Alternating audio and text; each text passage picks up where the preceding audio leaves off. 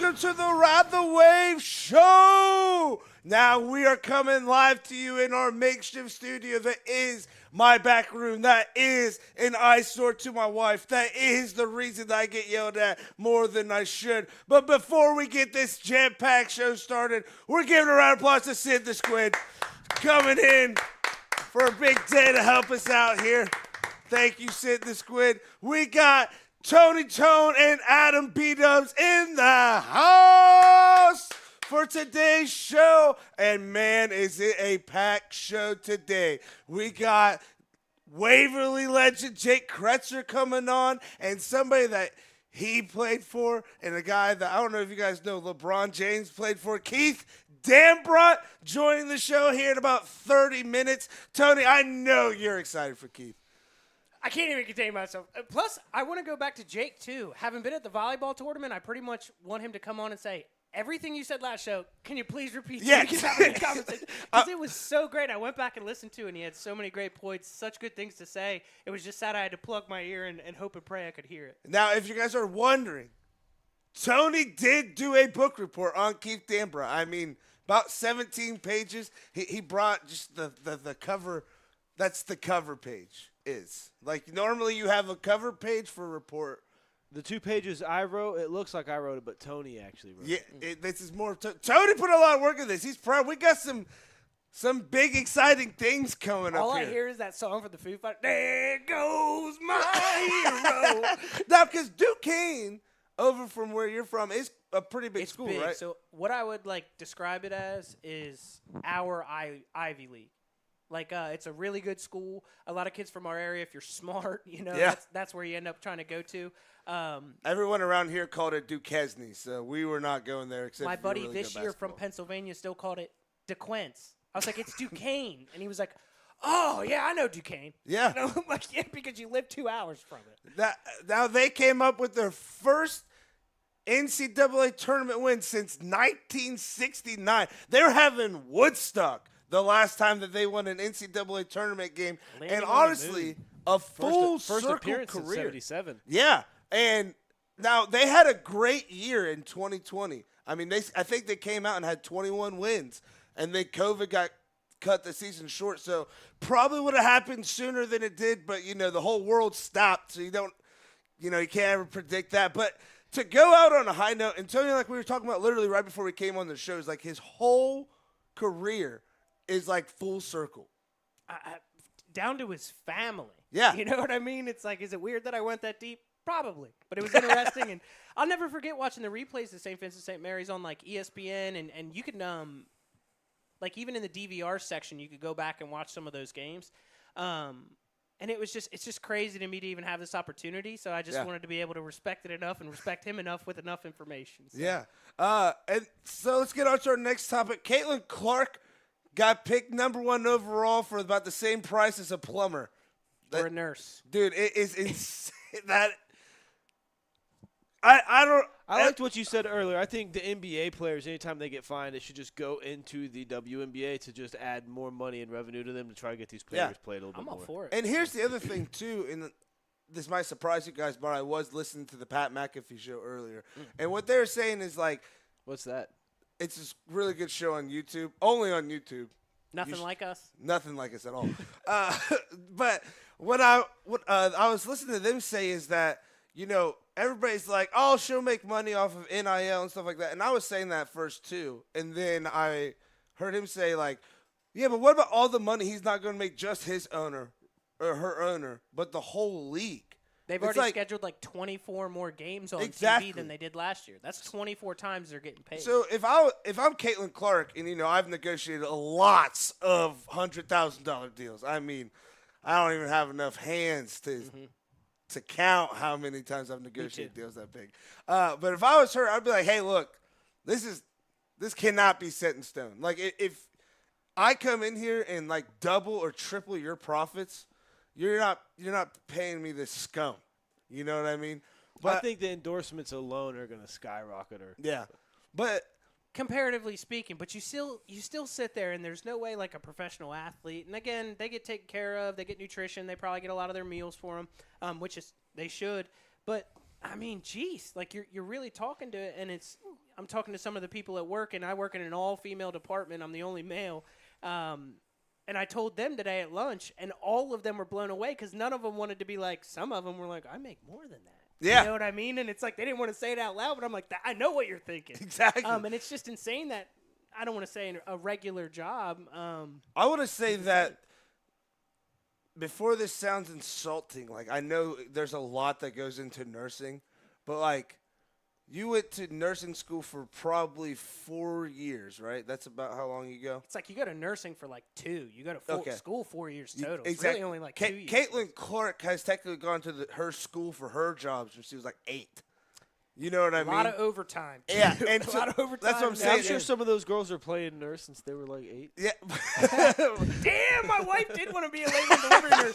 She literally wanted to take care of babies since she was like 7. Shit, she's like the one. This is my thing. This might sound insulting, but like if you gave me like $70,000 to go play basketball for the rest of my life, I'm like, yeah, I'll take it. I'll take 30. I'll take That's 10. true though. Give me That's $10,000. That's true because we hear all the time it's a child's game. So I like think our biggest thing is the ratio. We Yeah. just know what she's going to do for the NBA, and we know that not going to ever give her another dime from it. I think it's, see what her starting contract was, watch and see what her next contract was. Yeah. I think it's going to be like a clear, like, you can see how much she has changed the WNBA by an actual dollar amount. I just hope we get another Caitlin Clark, which is going to be a big order to fill Yeah. rather soon, so that way it doesn't. I don't think we'll ever get another Caitlin Clark as in taking over the sport that she did. But I think what Caitlin Clark did was next time, like the next great, like Paige, was it Buckner?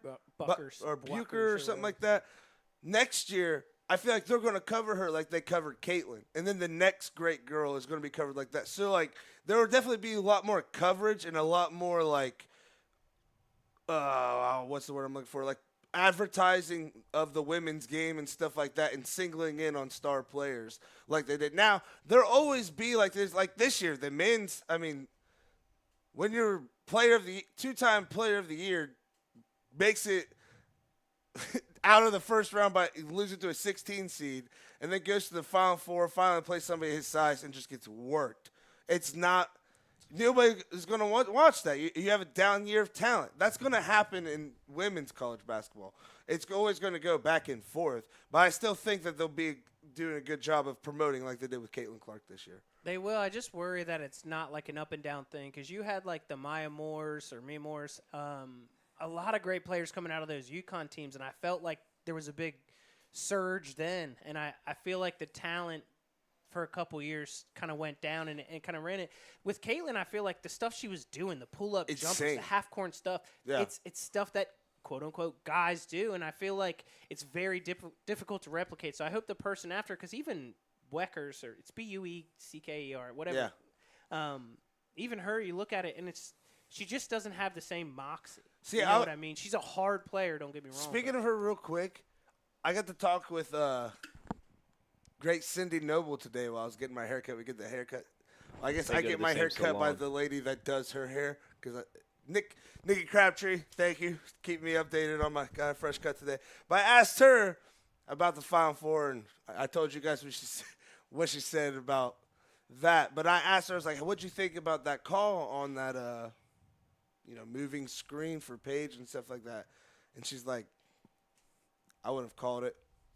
I mean, that is a game-deciding call right there. You know what I mean? You got to let the game play out and see what happens. Speaking of game-deciding calls, I was about to say, I know somebody that made one this past Saturday. I made a pretty good calls there on Saturday. And what you guys might not be knowing is that Adam is referring to our 3-on-3 tournament that we had this past Saturday. It was a great turnout. Wakanda was loaded. I mean, they came on and didn't lose a game. Logan Presley, Isaiah Hayescock, Garrett Rickman, and Gabe, I think it was Taze. The slogan of that team was #show me the birth certificate.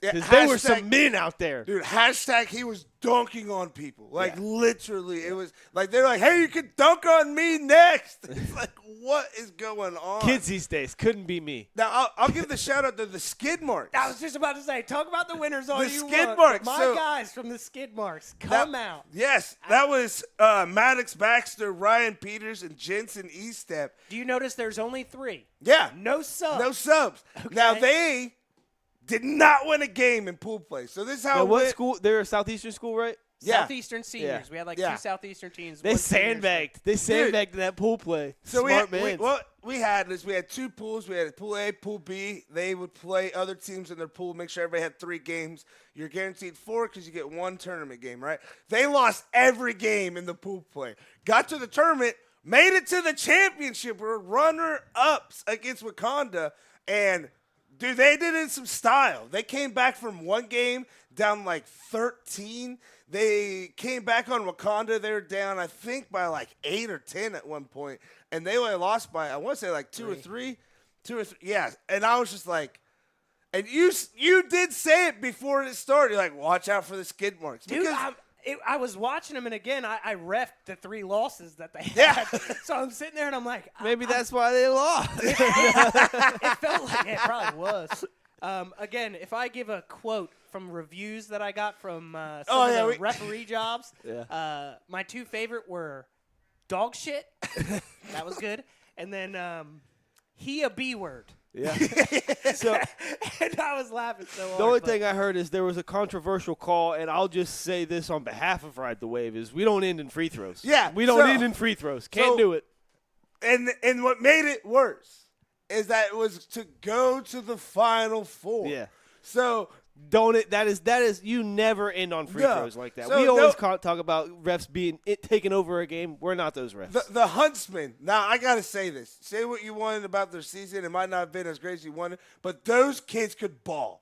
Noah Potter is a ball. He was so underrated. We overlooked him way too easily in basketball because I think their coach was it Coach Yurig. Yurig? Yeah. Yeah. So Coach Yurig, I think he did a lot of work with those boys. yeah, because you could tell in that 3-on-3 game just how much their IQ had gone up.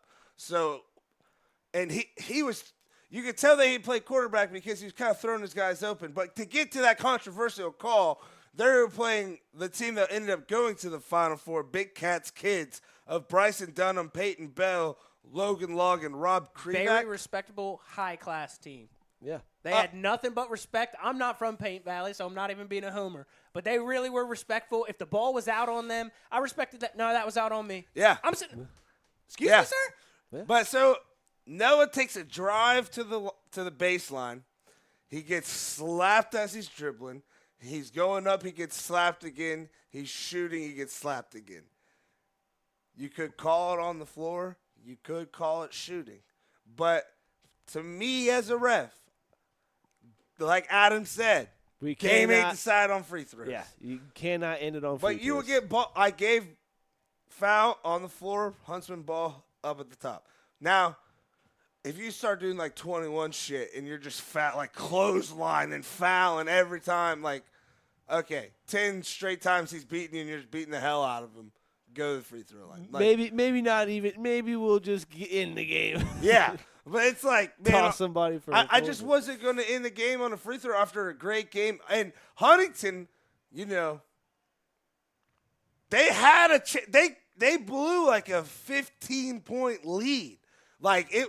So the game before that, they played Big Willie, smacked them. I mean, it was 18-2. I mean, just busting three. I mean, they hit 5 threes in a row. Not like made like 1, 2, 3, 4, 5 in a row. The game was over in 2 minutes. And so then they play another Paint Valley team, got off to another big You're telling me lead. the Big Willies went down in 2 minutes? Yeah. The Big Willies only had 2 minutes in them. In the tournament. Yeah. The tournament, yeah. In crunch time, in the time that Yeah. it mattered, they only had 2 minutes. Yeah. I got you. So they are about to blow out, and they're about to 2 Maple Leaf trophies back to back, right? And then Bryson Dunham and Bell, man, went off. Like Bell was hitting shit that he was not hitting all day, And then they were just leaving Bryson wide open. And kid could shoot. He wasn't scared of Wakanda No. either. Like, He when I was tell not. you, like, I'll openly say it. He was clearly shorter than everyone on that team. And I respect the hell out of the fact that it was like, man, I would be a little intimidated to shoot right now. No. Yeah. He found it. Well, dude, you want to talk about not being intimidated.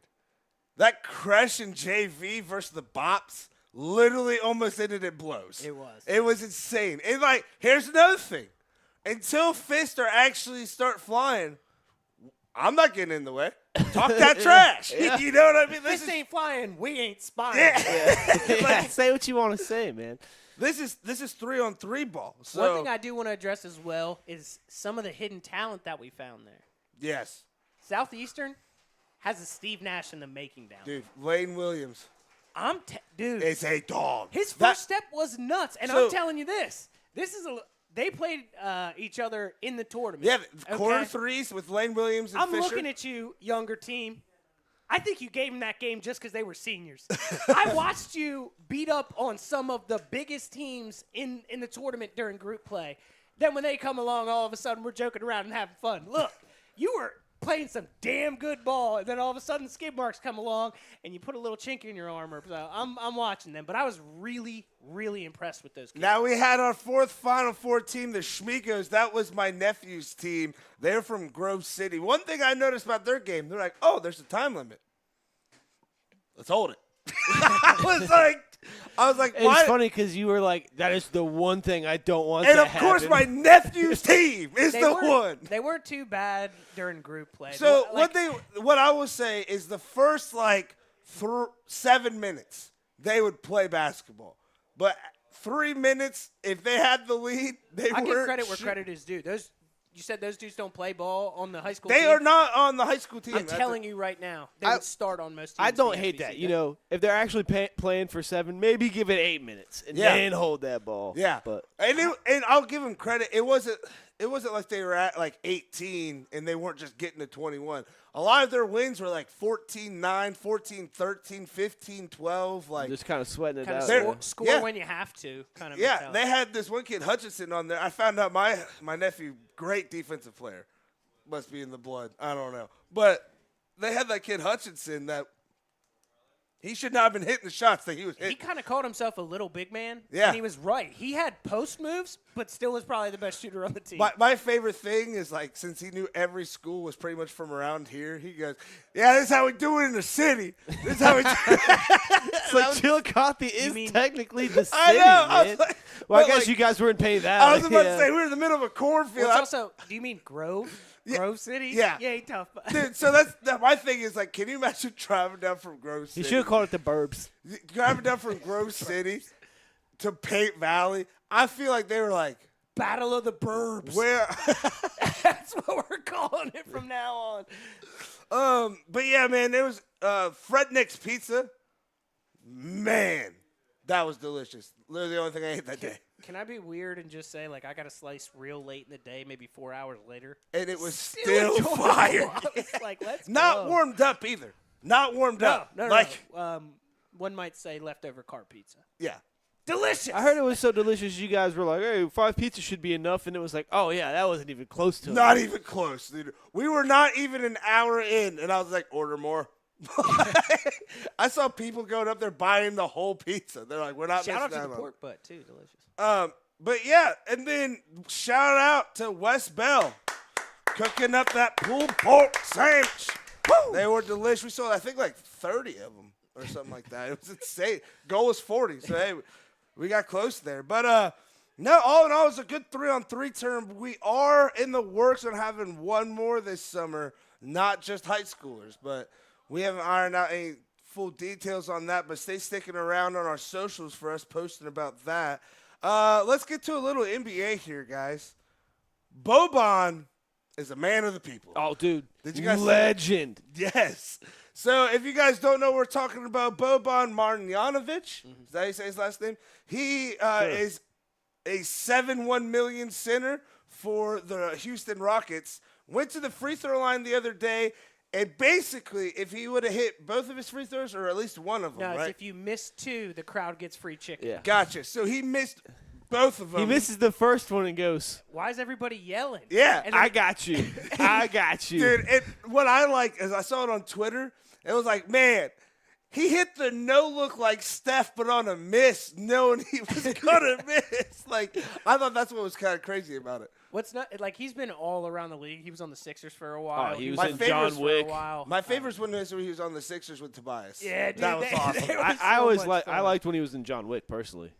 He was a John He Wick. was in John Wick 3, right? He or was is it the like second one? a, He was just an assassin trying to bruiser. kill John Wick. you know what I mean? He was Yeah. in the early. He was in the library.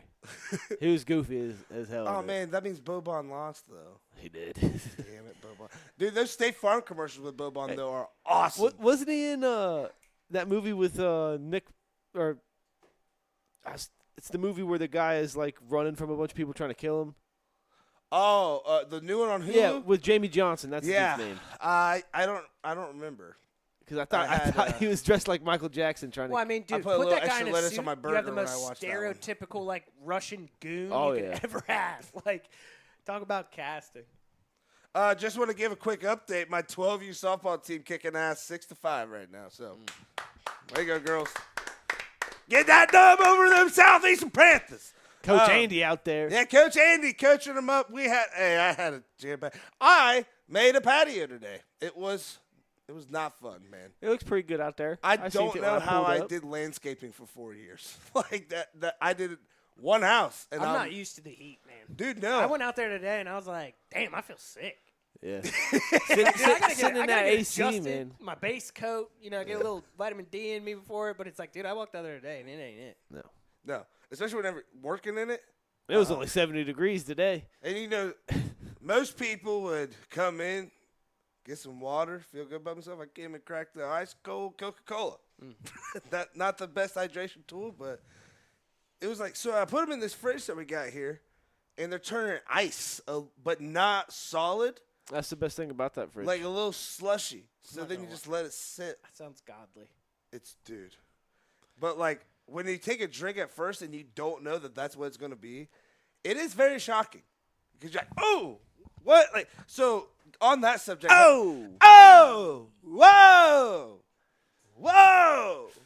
Anyways, getting back to that subject, have you ever been thinking of like Sprite or like Yes. like orange pop and then pick up like a Mountain Dew and just Oh, think the you're gonna absolute get that? worst is I've done it thinking I was about to take a drink of water and got a big old drink of Dr. Pepper, dude. Oh no! I almost didn't come back from it. It makes me feel like Ted Lasso, whenever in that first episode, whenever he like takes a drink of the sparkling water and spits it all over Yeah. the place. It's probably has to be top 5 worst feelings of all time. I think drinking sparkling water when you think it's water, or just I don't anytime think you drink sparkling water.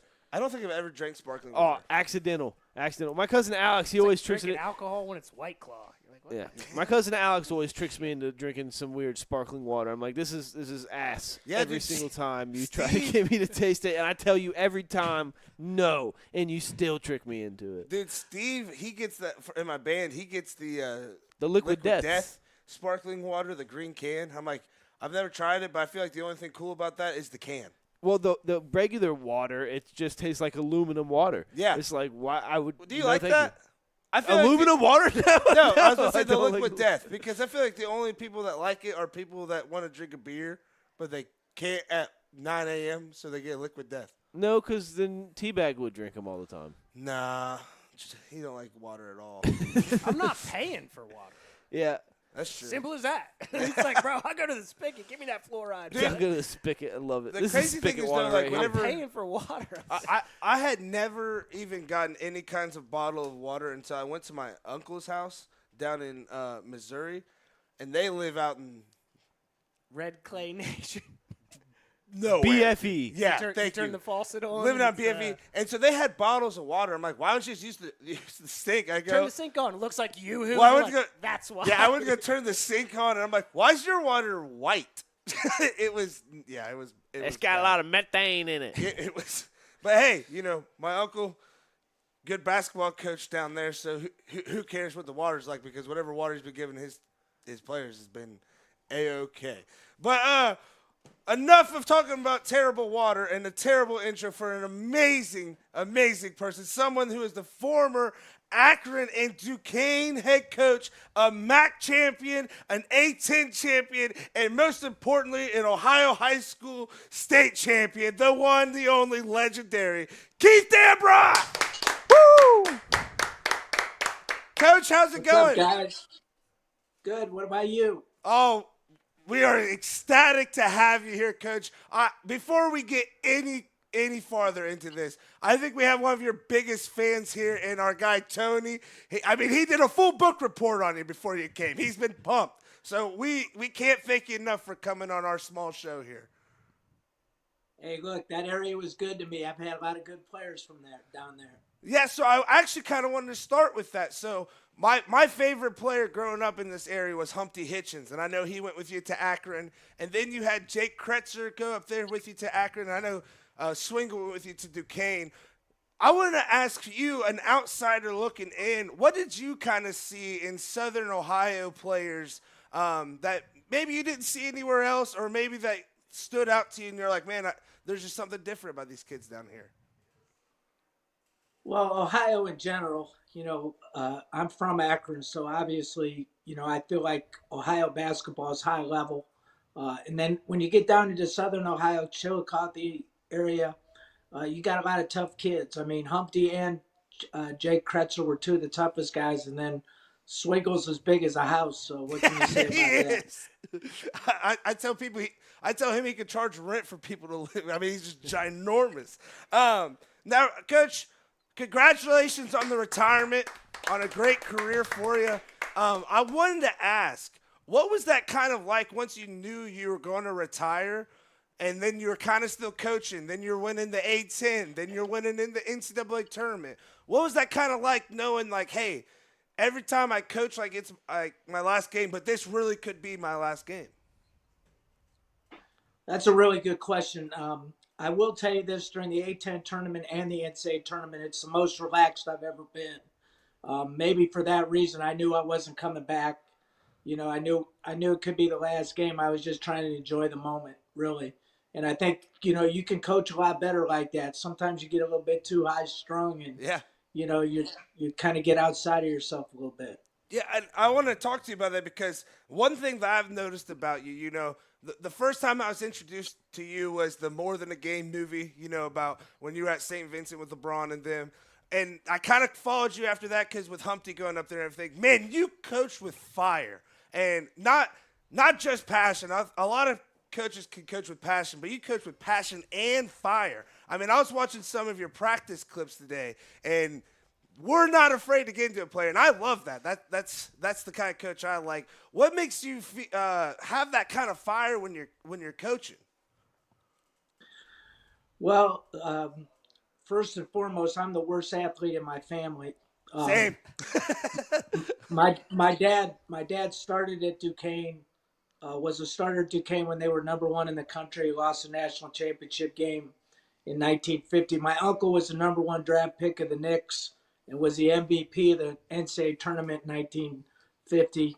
My son's a professional soccer player, and I got all my mom's genes, which are good genes, but they weren't very good athletically. All those guys are pretty big, and I'm kind of little. So this was kind of my way of kind of contributing to the family. Now, I did play college baseball. I got hit with 18 pitches in one season. That's how I had to play. So I always make a joke that I got into coaching because one of them hit me in the head. So, I don't know though, but that's kind of my deal. Yeah, we were actually that was my favorite fact that I had found on you. It said that it was an Akron record at the time. I said they had originally had it down for 28, but I say that was career record, I guess. You said 18 in the season. That was career. And then there must have been some dumb guy that came after me that started letting them hit him too. So I don't understand how anybody could be that stupid. That's really. The future Akron coach. Hey, it's like my old favorite adage: if you're gonna be dumb, you gotta be tough, right? Hey, he took the term "wear" just a little too.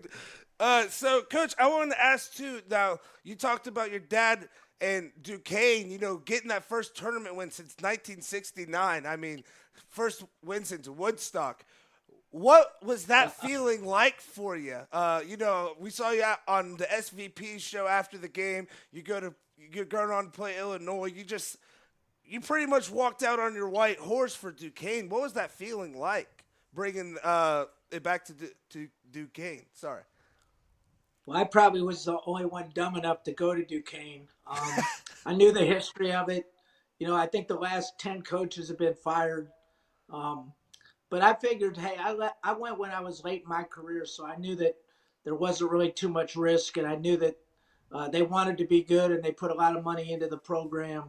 And I figured, hey, if it didn't work out, hell, I was going to quit anyway, so what the heck, I might as well give it a whirl. I feel like that's like the best time you do something. Is when you go something, what are you going to do, fire me? Nothing to lose, baby. Yeah. And then, you get to retire, and you pass the baton down to Drew Joyce. Now, before I ask this question, I got kind of a two-parter. From what I heard in the movie and did in research is they kind of, LeBron and Drew and all them came over to St. Vincent because Drew was kind of looking for a place to play, and you gave him that opportunity, and then the rest is history. So, one, I'm just asking, is that kind of how it went? And two, how did it feel after all those years to finally be passing the baton to Drew Joyce that – you have so much history with?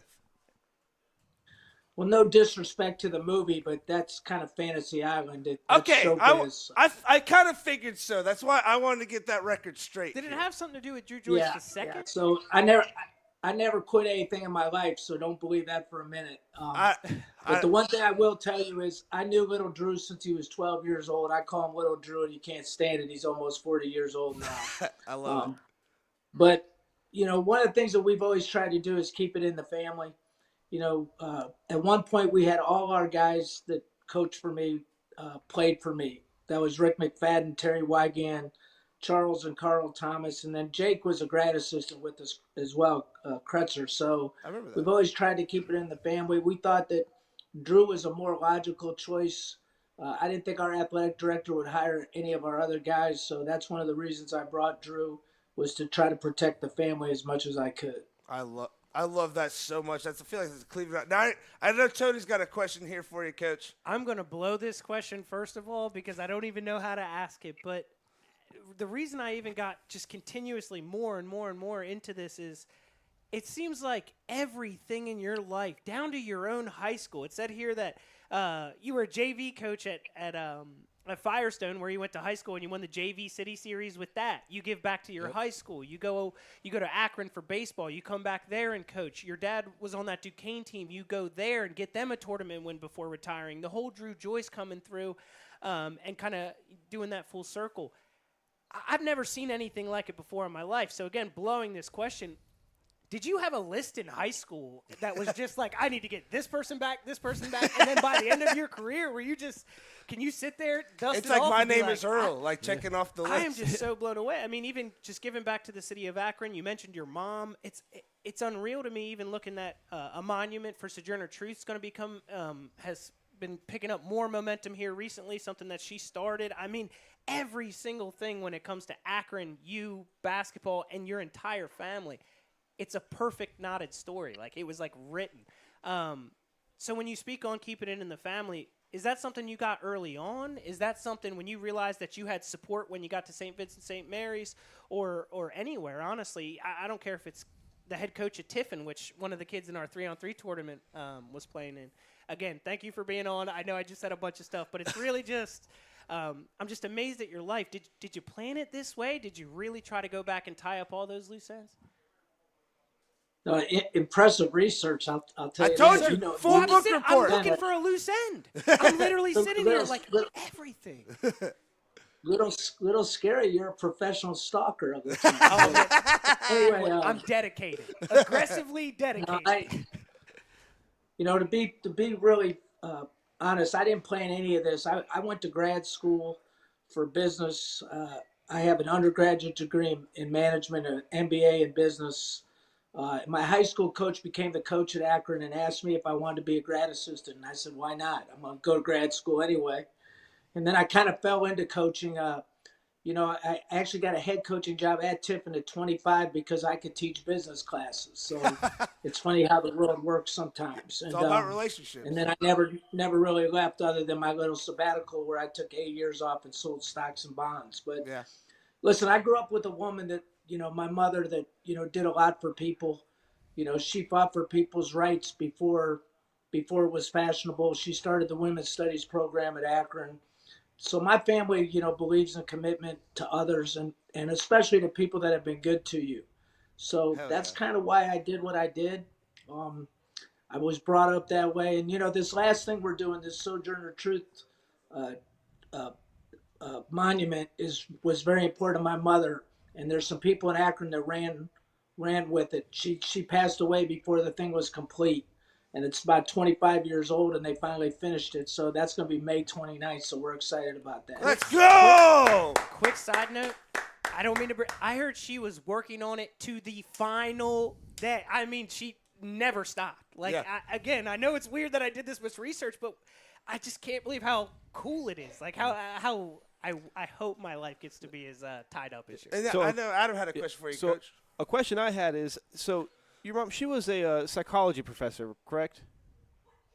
Oh boy, I can't wait to see where this one's Yeah, going. I was just going to ask if, growing up with a psychology professor, if you took any of that into coaching, like just being able to get into the minds of players and be able to like get the best out of them.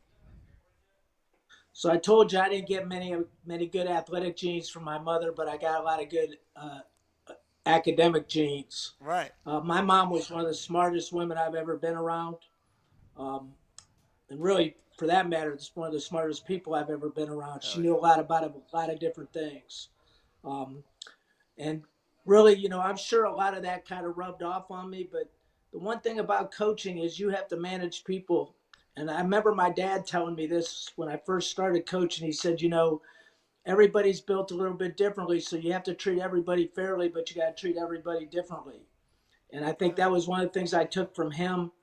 So I don't know if that was my mom's psychology, but I thought it was a simple thing that really transferred over to what my career was about. And then the other thing my dad told me was, look, when we played at Duquesne, we were number one in the country. If you didn't guard somebody, you weren't going to play. And Hell so yeah. that was kind of my philosophy as well for as long as I coached. Hell yeah. And I'm sure Dave Shoemaker, my high school coach.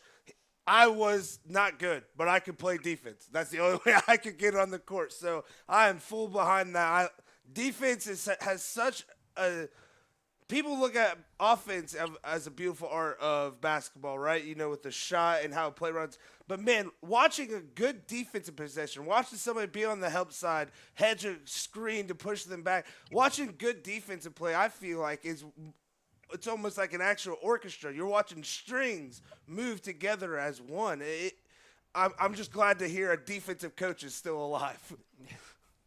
There's not many. I mean, Yeah. it's funny. The game's changed quite a bit. I mean, the good teams, the good teams of the world, they still play good defense. And you have to be good offensively, Right. quite honestly. If you can't score, it puts pressure on your defense. But you're not going to win big unless you guard people. There's no question about that.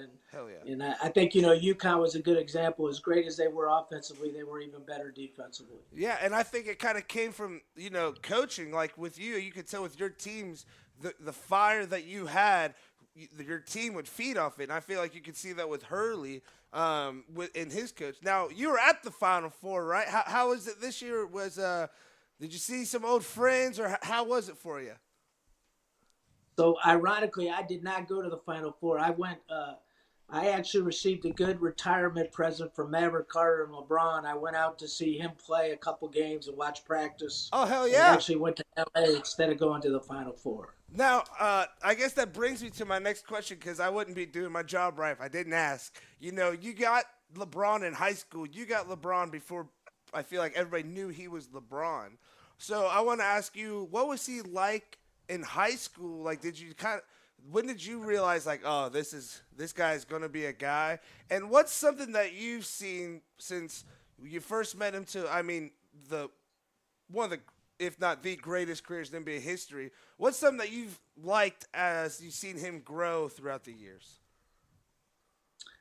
Well, first off, I had 3 NBA players before I had LeBron. So the minute I saw him, I knew that he had a good chance to be a pro.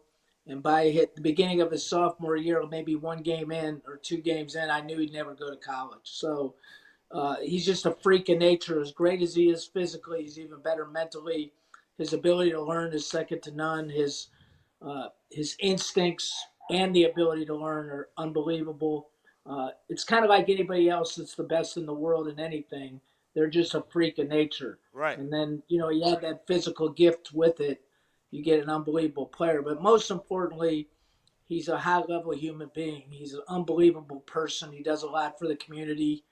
He cares about people, and he never forgets about people who have been good to him. So that's what I like best about him. Where'd he get that from? Probably a high school. Well, he was around a lot of good people.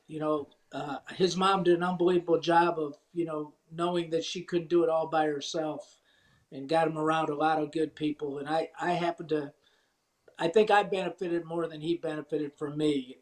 He resurrected my career. All those guys helped me return to college, and so I can't say that he would have been a pro with or without me. I just tried to speed him along a little bit. And what I've noticed too is because through social media, that's about the only way I see anything of LeBron. But when he's tweeting at you and talking about you, it really kind of takes you back to what you said before, family. Like yes, LeBron is this great player and this great athlete and everything, but you can tell whenever you guys are talking or you're talking about him, it's like, yeah, he's all that, but to you, he's so much more than that. I mean, like a friend or more like, because with Coach Shu, he's like more to me like a dad than anything.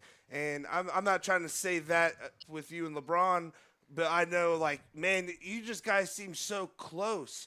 I feel like that's, without me speaking out of turn here, I feel like that's something that you value more than your wins and your losses, if I'm not speaking incorrectly there. Well, coaching's a hard job because, those guys that play on your team, they base everything on whether they play or not. Right. So, that's what makes it hard sometimes, because sometimes you have to play guys that you don't like particularly well. You just play the best player. And sometimes you can't play a guy that you really like. Right. And I think that's the moral dilemma in the whole thing. But the relationship part is really, really important. If you're not in coaching for the relationships, then you're not going to be a very good coach in the long run. I mean, I think that's really what it's all about. Now, the hard part about it is not everybody's going to like you because of that playing time issue. Right. And the one thing I try to tell the guys is, look, I try to make it straight business. I try to take all the personalities out of it, and I try to play the best players. And sometimes that makes it difficult to be the best coach you can be, because you don't want those personal feelings to interfere with making it a business decision. Right. Now, Coach, we got a couple questions before we get you out of here. Again, thank you so much for coming on. One was actually, Adam, that was yours, right, with the Mount Rushmores? Oh yeah, I was just gonna ask Tony. Oh yeah. Oh, if you had a Mount Rushmore of NBA players anytime, anywhere, who would it be? You can pick college players too if you want to. But again, this is yours. It's not the greatest of all time. If you own the state North South Dakota, you got to make your own one. Who would it be? How many are we allowed? 4. 4? Okay. I think that's how many there is, right? I don't know. Presidents. Well, obviously Michael and LeBron. Right. I mean, those two for sure.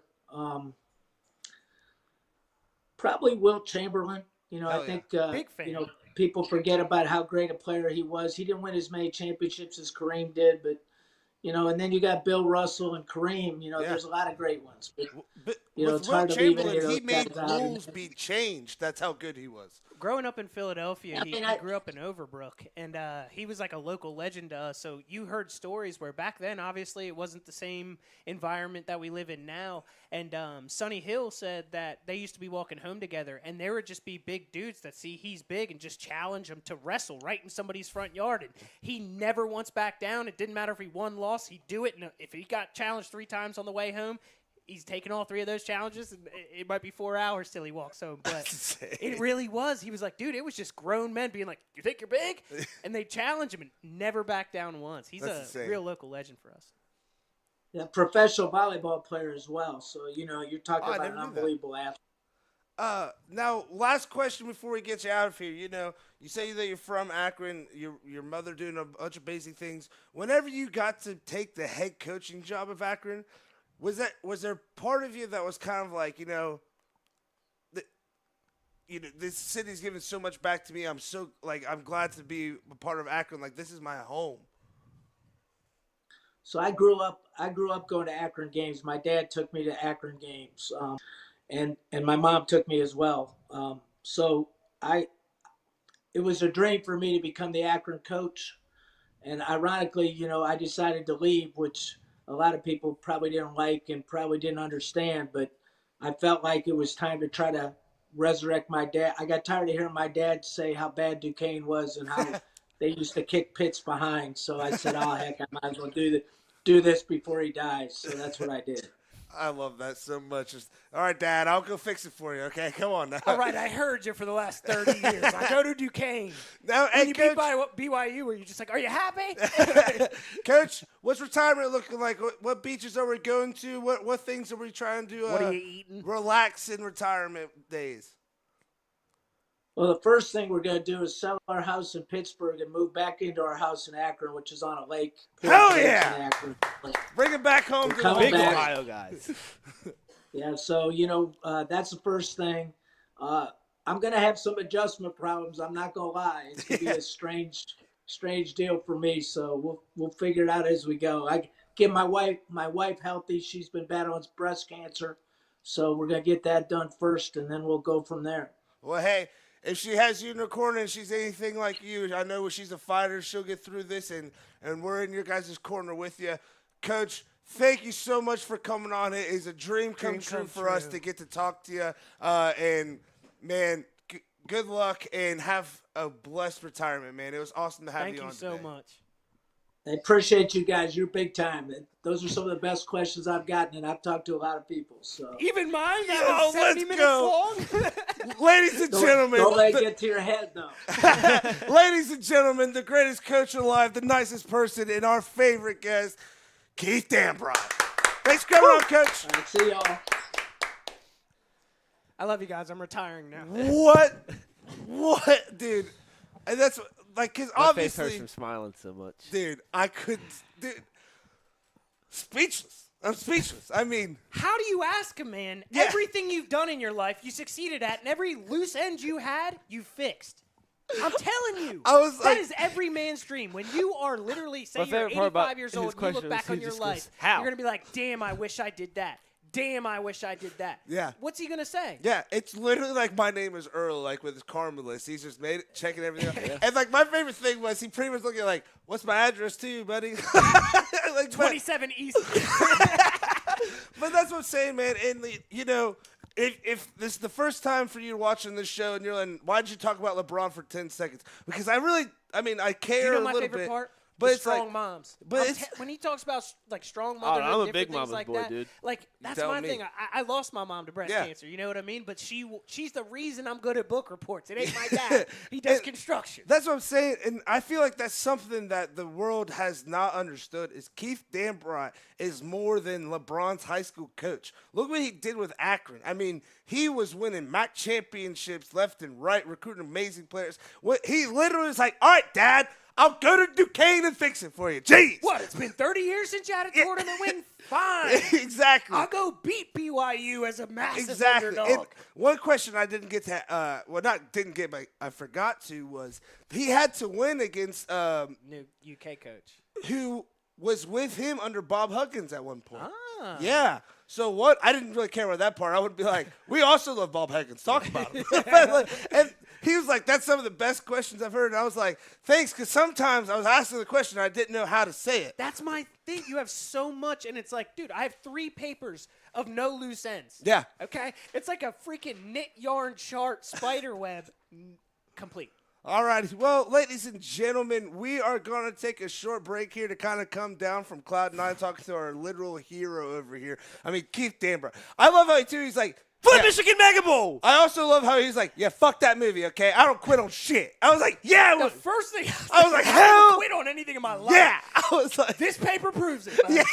This paper proves. Oh, when I it, went to man. high school there, let me give you a JV title for the 1 month I Yeah. decided to be. Come Dude, on, man. Yeah, that's what. That's why I try not to reference that movie a lot, but I had to ask that question because I was like, that makes no sense on what like that storyline of like, oh, they won't let you play over here. Cool, come play. It just didn't make a whole lot of sense to me. So I'm kind of glad. Again, it went back to him just having great relationships in his hometown, and then putting them on a national scale. It's insane. And I know he doesn't want to take credit for necessarily Bron remembering the people that came before. It might be an Akron mentality. I'm sure it is. But it's you can't sell yourself short. Yeah. It's like you still were that guy, and you didn't have to be. Yeah. You could have been somebody that's just pompous and is like, yeah, I'm the coach, go play. It's like. And I'll if say he's- this. If he's talking about you 30 years later. I'll say this right now, okay? It almost is 30 years. Anybody that Played was like 22 seasons. How long has LeBron played, real quick? Oh. anybody that got upset of him leaving a high school job to go to a college His job. alma mater. Yeah. Get the hell out. All right, we're going to take a quick, short break, and we'll be right back to annoy you a little bit more. I'll annoy less because I get to talk all this.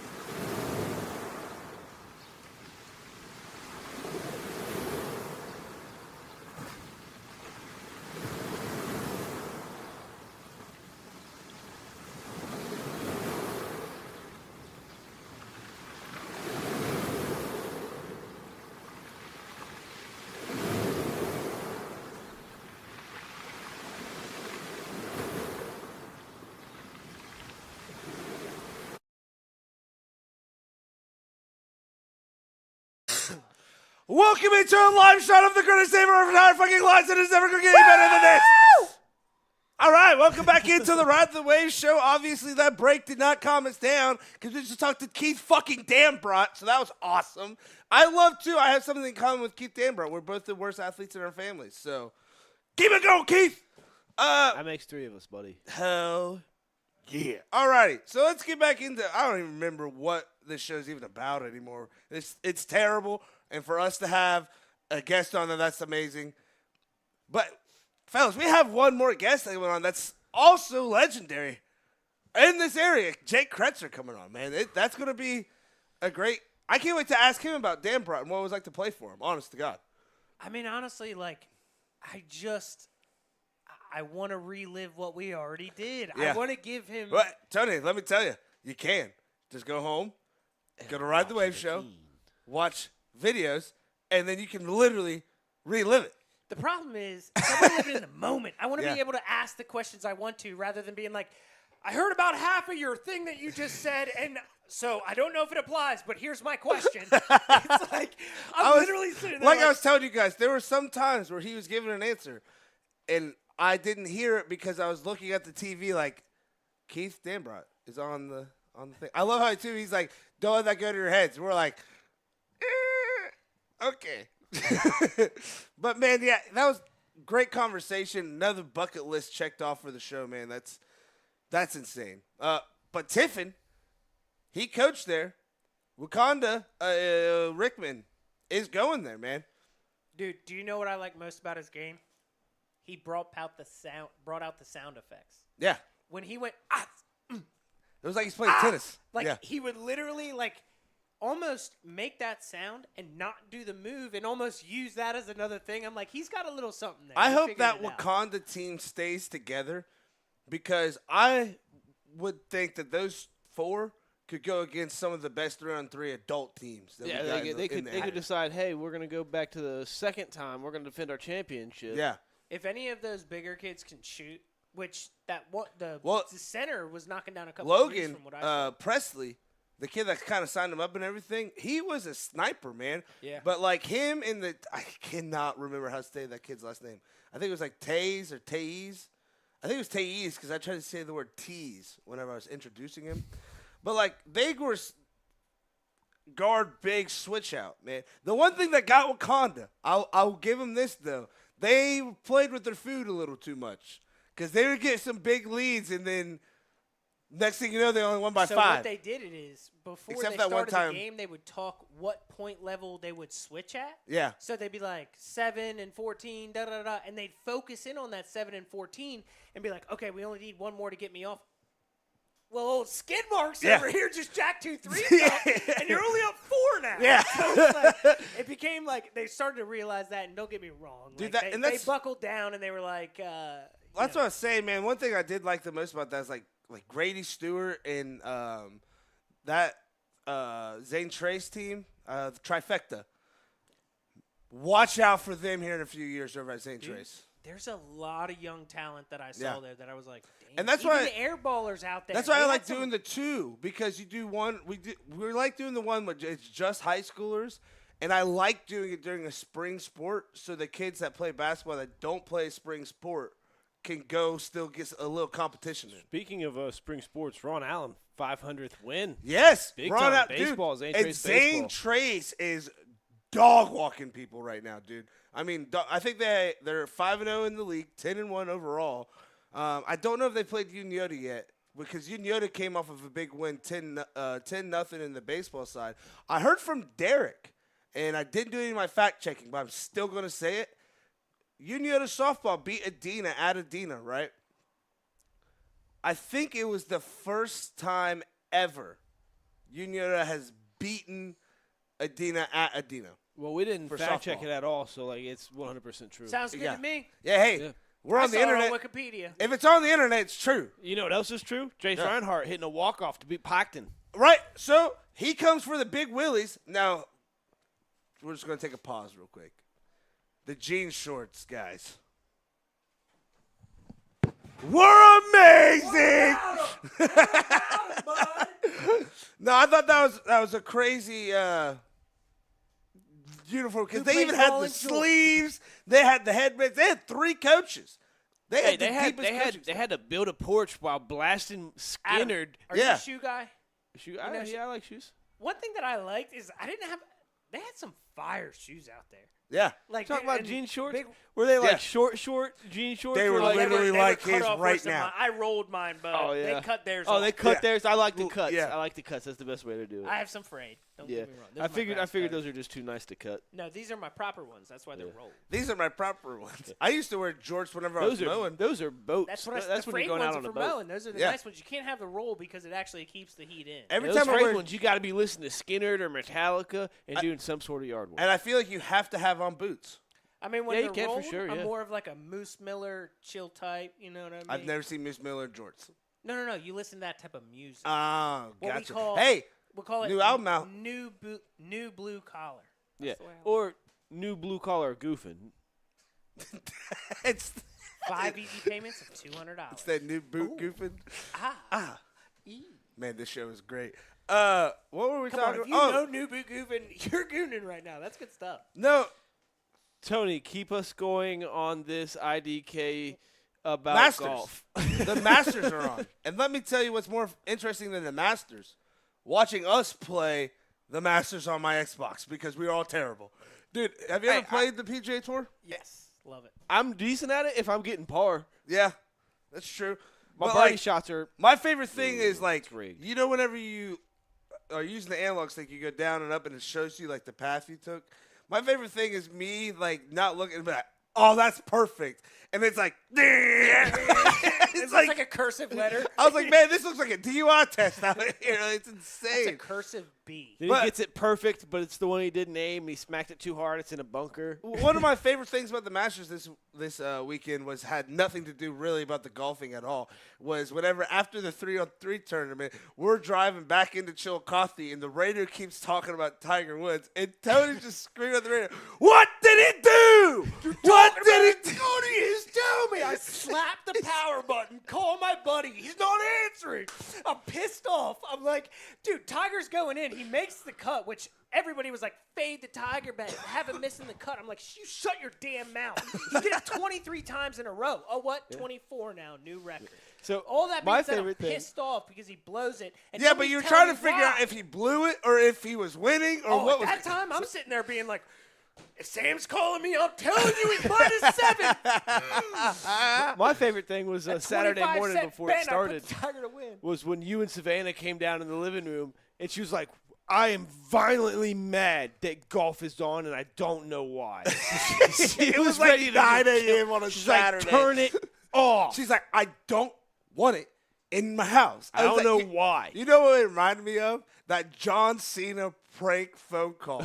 It's not going to be in our house. It's never going to come back in our Ma'am, house. do you support the troops? Oh, yeah, I do. We'll support him at SummerSlam this Sunday night. Dude, man, prank phone calling was the day. It was the best. Like, I feel like nobody does it now because, like, spam calls. Every time I call somebody, it pops up, Adam Connell. Star 67 ain't a thing no more. Like, that was. I remember the time that I figured out caller ID was a thing because it was before the Star 67 had to happen. And I was just like, I'm gonna get this guy. I don't remember who it was, and I called him, and then they called me back, and I was like, you can't do that. That's not how it works. That's not how the rules It's like you work, ding dong ditch somebody's house, and all of a sudden you're like ding dong. You're like, what? dude. We So followed you. my ding dong ditch story is me and a couple of my friends by summer going into my freshman year, right? I feel bad, but there's like this old guy, and he wasn't the nicest of people. So we'd like ding dong ditch and egg his house like everybody in Chillicothe did He growing says up. he's not that nice of a guy. It's just Yeah. to make him feel better. He's It still- is 100%. Okay, Never cool. met the guy before my so we go and ding dong ditch and egg his house, right? And we were psychos. We would like to do it and then go back and get to take a look at our artwork. No, that's what people do when they commit a Yeah. crime. They go back to the scene of the crime. That's Yeah. how they get caught. Exactly. Well, that's what happened. So we go back, and this is at Cavalier Court. If anybody in Chillicothe knows where that's at. So we come out this alley, and we see two cars at the end of the street, And then they turn on their lights and start coming at us. And so we start running away. I'm like, my buddy's hiding in the car. I start cutting through this backyard, and they have this black fence that's like this, and I couldn't see it. And I just fumble over it bad. But thank God, because the cop went down the alley and had like the spotlight. Couldn't see me. So I get up, and I make it home. All right? My two friends get caught and tell them where I live. And so they show up with my friends at my house. And my dad comes up, and I have like these cubby holes in my wall that you can go into the wall. And I just hear my dad open the door back. I don't know what the fuck you did, but you're getting down here and owning up to it right now. So I get down there, and there's this cop, and he's getting in my face. Well, lo and behold, there's a car that got caught on fire like 3 streets over, and they thought we caught it on fire. They're like, you've been saying, look, we're buttholes. yeah. I was like, dude, Whoa. I literally, I accidentally caught an entire cornfield on fire one time as a kid. It took the fire department 3 days to put it out. but I was like, I wouldn't even know how to catch What a car on happened with fire. that? Hold on. So I was like, we're not just gonna How did you not get glaze charged? over. Long story You're short, I not did not get in Judy trouble as a for that. But Adam set a whole cornfield on fire. I know another cornfield story, but I don't know if he wants No, to I'm be out sitting there. here Adam. like, don't return to the scene of the crime. I got an underage and drank at the same place I got the underage when I was 21. Hell yeah. Well- no, you caught a freaking 3 days? This sounds like a California wildfire. I think it took them I think they were just dragging their feet, if I'm being honest. They just took their time. Or putting it maybe you out. started a freaking wildfire. Fire. So there Everybody was thought like- it was freaking California and Southern Ohio. The best part was, so there's like 12, there's probably like 20 like old hay bales that were just really, really old. And my brother and I were like 8 and 10. Oh, that's Just you two? Yeah, just us two. Unsupervised boys with fire. So That's always smart. yeah, so we were playing firemen, right? Duh. And we were You have a trying to lighter put or it. something? Yeah, we were lighting it, and then we were taking turns putting it out. Well,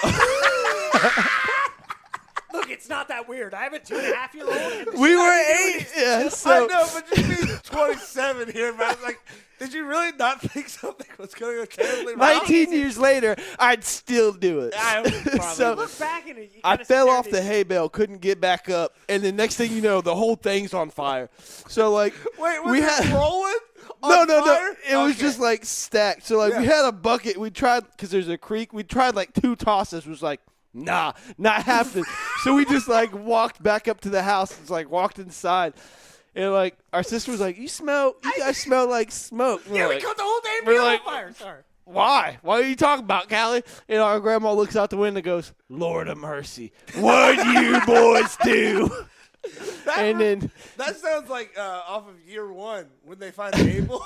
They're like, I don't know. He was definitely alive with us earlier. yeah, so talk to the fire chief that day. As a kid, it was not that exciting that time. Everybody as a kid. When they gotta come to your house and you talk to the firefighters, not old- so cool. How old were you? I was like 8. My brother Yeah, was so like I 10. can imagine Adam going back to first grade or whatever. They It's did, like second, yeah. yeah, and they're doing that like drawing for firefighters, and they're like, I heard firefighters cool, and I was like, boy, let me tell you, they're not. They're not as cool as you guys think. They're actually pretty mean. Did you guys know that they're friends with cops? So did they charge you? So Or like? well, that's the did they- thing. My family I is was a like, can pretty you big, charge an like 8-year-old? they're a pretty big family in Vinton County, so it's a small town. So they were just like, look, I feel like it'd be worse if you're just grandma and grandpa handle it. And my grandpa was like, she was so mad. She was like, you're grounded for till I say, okay, just like, And I'm gonna forget real quick. yeah, So I'm it could pretty be sure years. my brother and I, we mowed the grass one time with scissors, like the front, like lawn. It You're was just, giving it the freshest cut I've ever seen. obviously Sit we here and be didn't like, get. I've been to Valley Forge Military Academy for 4 years. It was a boarding school. I didn't cut grass with scissors. We didn't make a dent like our grandma. I think she came out after like 3 hours. She's like, "Oh, get in the house." I forgot about you guys. 48-inch zero turn. Get in the house, you idiot. I Yeah. love it though. Yeah, Dude, it's good and to times. be honest, I have a scar on my back. Listen, I just want everybody to know I've been friends with Adam for about 7 years, and I have never heard This this. is some of the realest Adam I've ever I seen. don't, That I was don't so tell awesome. people. I was like, yeah, I just one time I burned down a whole. No. cornfield. It was Just the know nonchalantness. every time You're there's like, yeah, one time I burnt down a whole field. It took 3 days to put To out. put out. 3 days? Yeah. So like my brother and I were like known as like arsons in our family. Like, we just love, and I would always tell him, I was like, we're not arsons, we're pyromaniacs. We're We pirates. love the flame. We're addicted to the flame. I'm addicted to the flame. Yeah. I love every second of it. Man, All right, do I was- get my kid's story? Yeah. Oh, you got Is fire there a story too? statute of limitations on this? No. stuff? When you I'm- were saying it, I'm like, bro, they can come to your front door. I know. He I said was his. a I've been freshman. cleared for mine. I served my community service, and I didn't set it on fire. Random dude in the middle of your area. I'm 96 years old. Listen to a random Rotten Wave podcast. It was you. Listen, no. So end of that story, like where we got caught and like I got charged with all that. My mom made me and my friend write a letter and not mail it to him. Go to his house, knock on the door, and read it to him. Good So, mom. Yeah, she's Strong a good women, mom, baby. but you know she still would have been a good mom. If she didn't have to do that. So, like that one didn't tip the scale. Making her a good that mom. inspired you to be gritty. Okay. No, it didn't. It That's inspired. a layup to Dave Shoemaker, and he just furthered All I'll on. say is it inspired me to stop ding dong ditching egging. Not because of the ding dong ditching egging, just because if there's a car on fire, you're getting blamed for it. If you get caught. All I did is there was like a community watch, and they would come around and they'd stop at the same stop sign by the ball field at the same time every night. So we would wait until they get there. We'd dump the porta potties. We'd spend 2 hours before this even happened planning out our route, where Yeah. we would hide, this. So we did it for quite a few times. for quite a few times. Got away with it a lot. They started putting rebar down into it, and old Big Willie style, who was on And the oh- show, literally was yoked in high school, so he'd go down and deadlift this rebar out of it. It wasn't concreted in, but Listen. they would like he'd deadlift it out. We'd still do it. Boom. One night, I'm like, let's get freaky. I'm like, I'm jumping this baseball field, going over to this thing. First fence I go to hit after I took the porta potty. Boom. Just like you. I'm thinking it's like a small fence. Yeah. Way higher than I thought. I inch my leg over. The entire thing scrapes my entire back. I still have like an inchworm thing on my back. I'm running bloodied with my shirt. Ugh. I'm hiding behind a gravestone of some like Revolutionary War veteran. I swear to God. Dude comes down. He flashes his lights. I get away with it. But I sit there and I look back and I'm like, imagine going to your Little League game and it smelled like absolute No, crap. no. I was a piece of shit.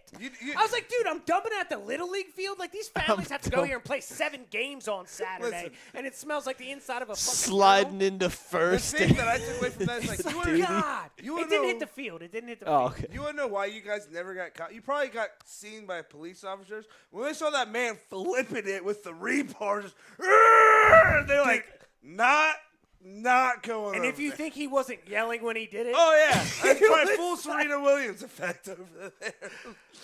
But now yeah. that we all have charges currently coming to our house. yeah. Hey, mine got taken care of. Like I said, Oh, mine was too. safe. Mine too. Yeah, Yeah, I'm all mine done. was safe. Tony. Yeah, mine too. Yeah. Tony's like, oh wait. I I'm from love West how Virginia. we picked. Oh yeah.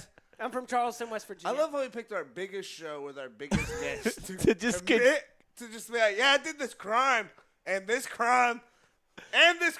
Yeah, this show's terrible. If you're watching this show, thank you for still being here with us and part of the people. We do our best. Let's get back into the sports. All right. Playoffs start tonight. Lakers Pelicans. Who? Not who you think's gonna win. Who do you want to win? Lakers. Tony. I do not like the Lakers. I'll start with that. But the Pelicans upset me for a couple They different should be in a reasons. playing game. Now, for me, it's the opposite. I want the Pelicans to win because it's Zion had a lot of hype around him, and He's done nothing. I and don't it's Yeah, but here's the LeBron. thing. That's the I want- biggest reason. I love C.J. McCollum. I want Zion out of New Orleans. Yeah, So I want them to lose because I think it pushes them out. I just don't want him to LeBron go to New do as York, bad as though. possible because I don't- you know I Bronny's don't gonna like get there. him. Like, I don't. Do you guys like him? I just don't like Zion, New no. I just don't know like it's New inevitable. Orleans. It's I don't I'm like tired the of Pelicans. seeing these Yeah. made-up stats. It's just like Yeah. this adjusted rate of defense on this type of shot is Dude, illegal. That's just because there's too many stats now. See, That's I what just I'm saying. my thing But is the I thing just that's want what you have LeBron to to do dig so for him. bad at this point to just get Bronny on his team because that's Yeah. it's the only reason I feel like Dude, he's staying. I hope Bronny goes to Ohio State rather because everything that I've been reading is like if he stays in college, it's Ohio. Like he's going to Ohio State. He looked good in the jersey. and I think he wanted When to go. he He would be doing that for his pops too. I think he wanted to go to Ohio State. LeBron's always said he would have went to Ohio State. We would have went with Greg Oden. Yeah. It would have been the same time. And How nuts is I that? think that He said Bronny he'd wanted go- to go to Ohio State, but I mean, if I'm an 18-year-old kid, right, and my dad was in the NBA, one, I can't even imagine what that's like, right? And let's just take LeBron out of it. Let's just say it was just some dude that was on the Lakers, knew he wouldn't be traded by the end of the year. I'd probably pick USC too, because like he can come to my games, I can still go to his, like we still kind of live near each other. But at the same time, especially if you're Bronny James, whenever it comes to like going to college. And, like, not even going to college. Just you're done with high school. You're going to go to college or work. So fucking leave, man. Like, go. I don't care if it's you went to a town 4 hours away in the same state. I think it's best to go far away. And that's how you're best. I mean, you went to Louisville. I went to 17 different states. You are living in a state that you did not grow up in. You know what I'm saying? So I feel like that's how you truly find yourself. And that's why I don't want him to go to the NBA because I want him to go somewhere in college without his dad. Let me ask you this. And learn life. I like him at Ohio State, even though I don't like Ohio State. Does anybody Same. feel like he almost wants this era of his life over with? Dude, Who, you know what Bronny? it's, I what would it's think so, starting yeah. to really, really remind me of? Michael Jordan's kid. Yeah, He was growing up. He was supposed to be a star. the He went good to, one, like, not the bad one. He went to like what, UCF or something like I that. want to say it was UCF. Yeah, something like that, and was just awful. But was just like Was it yeah, Michael that's Jordan Michael Jr.? Jordan. Yeah, I think so. man. I sit If there- you're is up that, if with you're these that guys? big, do not name your kid after yourself because it's just setting them up for failure. Bro, listen, hold on. One of my favorite tweets of all time is whenever it was like Bronny James says he wants to go by Bronny, so people don't know that his dad's LeBron James. And then it's like under it's like starting at forward number 6, LeBron James Jr. Who the hell's this guy? Like, it's Nobody over here. I've But never- that almost furthers my point. Sometimes I feel like he looks at it and it's like he could, play another 3 years in college and then go into the NBA and do the same thing. Like he Yeah. just doesn't necessarily have it. He also like his body frame is not the same as what's the younger one, Bryce. Yeah. yeah. I think Also, Bryce is going to be the one that's bet. I just They imagine. already say he's I just better than imagine LeBron with a fake mustache in the stands. Like I'm not LeBron either. So Oh, yeah. like LeBron I'm not James even Jr. related to that kid. Yeah. What's your name? Cabron. Brian Lames. LeBron. Mustache. LeBron? No, and that's the thing. Like, you know, if he is done with that part of his life, that's He's an a even gamer. bigger reason. And I don't to mean go. that in a bad way. He really is good enough to be on like a Yeah. quote unquote professional But game like, for it's just al- like NBA. it's almost like, you know, sometimes kids are just so good. It's like, does it look easy, or are they just not enjoying themselves when they're doing it? You know what I mean? Like, there's some kids like that. Dude, with the cardiac, the thing is, we haven't even talked about the fact that like he had that heart problem Yeah. that Yeah. literally got That crazy would make me for just a done. long time. That So, was like the first USC game that I remember. Or Yeah. I think it could have been his first actual USC game or I something. think It was like it was like 2 or 3 in. It was Yeah. very very early. I I thought think it was I- like before the season. Like I think it might have even been in the summertime. Yeah, after like- he committed. Didn't he play a game for USC before that? It was like an exhibition, like a scrimmages. something like that. Okay, Yeah. okay. Well, somebody that knows what it's like to ball in college and just drop points on heads, and is very close with Keith Danbrough himself. Yeah, I don't know. Gets The name dropped. Waverly and Bainbridge legend, Jake Kretzer! What's going on, guys? Jake, Hopefully you guys I'm can hear me. glad to Audio see this that time, you made baby. it home safe. I was worried you're going to have to do this call driving, so glad to see you made it home safe in a beautiful, beautiful setting behind you. Appreciate it, man. It's a gorgeous night. I'm just gonna soak in this sunset and enjoy this conversation with you guys. Oh, yeah. So. Well, first off, thank you for coming back on, because last time, ain't gonna lie, couldn't hear a damn thing you said. We were in a I gym tried full of my best. volleyball. I It really was- did. You deserved way more than that, so we were like, bringing it back on today. So thank you. Want to jump right into it. We had Keith on earlier. It was one of the craziest times of our lives. And we kind of were talking to him about, you know, he was a fiery coach. I was actually watching some Akron practice tape. You were in it, actually. And, man, he was going up to some tall dudes pretty much saying, yeah, you ain't playing hard. Get the hell out. Get in, because he's not playing hard. What was it like playing for a coach like that and knowing, like, man, I got to give 110% just by getting a drink of water, or I'm going to be sitting on the bench? So I've always been one of those guys where I don't like getting in trouble, and call me teacher's pet, coach's player, whatever you want to call me. But I was kind of one of those guys that just kind of followed in line, and I didn't really need too much prepping to go harder in the drill or play harder in practice. I tried to lead by example. Now that's that's not saying for everybody on the team. There was definitely guys who needed, jump started every day in practice, and Coach D was one of those old school coaches that, he set the tone every single day, and he knew, who wasn't going hard from the first warm up and stretches. He'd be able to tell who was in a funk, and he'd go at him, man. And that's I think that's what is a testament to him for, getting the most out of his players and things like that. But there's definitely a few times where we butted heads in practice about things, but for the most part, I was a pretty coachable guy, and I just whatever he said goes. It's always yes sir to coach. So that's kind of how it was for me. So I think it's like if That's you're not exactly butting what he heads, said. if you're not butting heads with the coach, then the coach ain't doing the That's job exactly right. why I said he dips into Southern Ohio. Yeah. Clay literally asked him, like, what do you see from some of the Southern Ohio kids like Malik London Yeah. and people like that? And he's like, they're coachable, they're Yeah. dedicated. It was almost like. And another thing they He said, said you too- guys were two of the toughest players he ever coached, too. He did say that. Now, I do That's want to awesome. ask you, because he said one thing that was big about him and why he wanted Drew Joyce to go with him to Duquesne to eventually have him be the coach there is because he was all about family and all about, keeping it tight within the family. So with you going from playing, then coaching with him as a grad assistant, what was kind of like your views on how he kind of really did treat everybody like a family? yeah, I mean, I actually was meaning to text him after the tournament was over, and I sent him a text today and just congratulated him on the A10 run, the March Madness.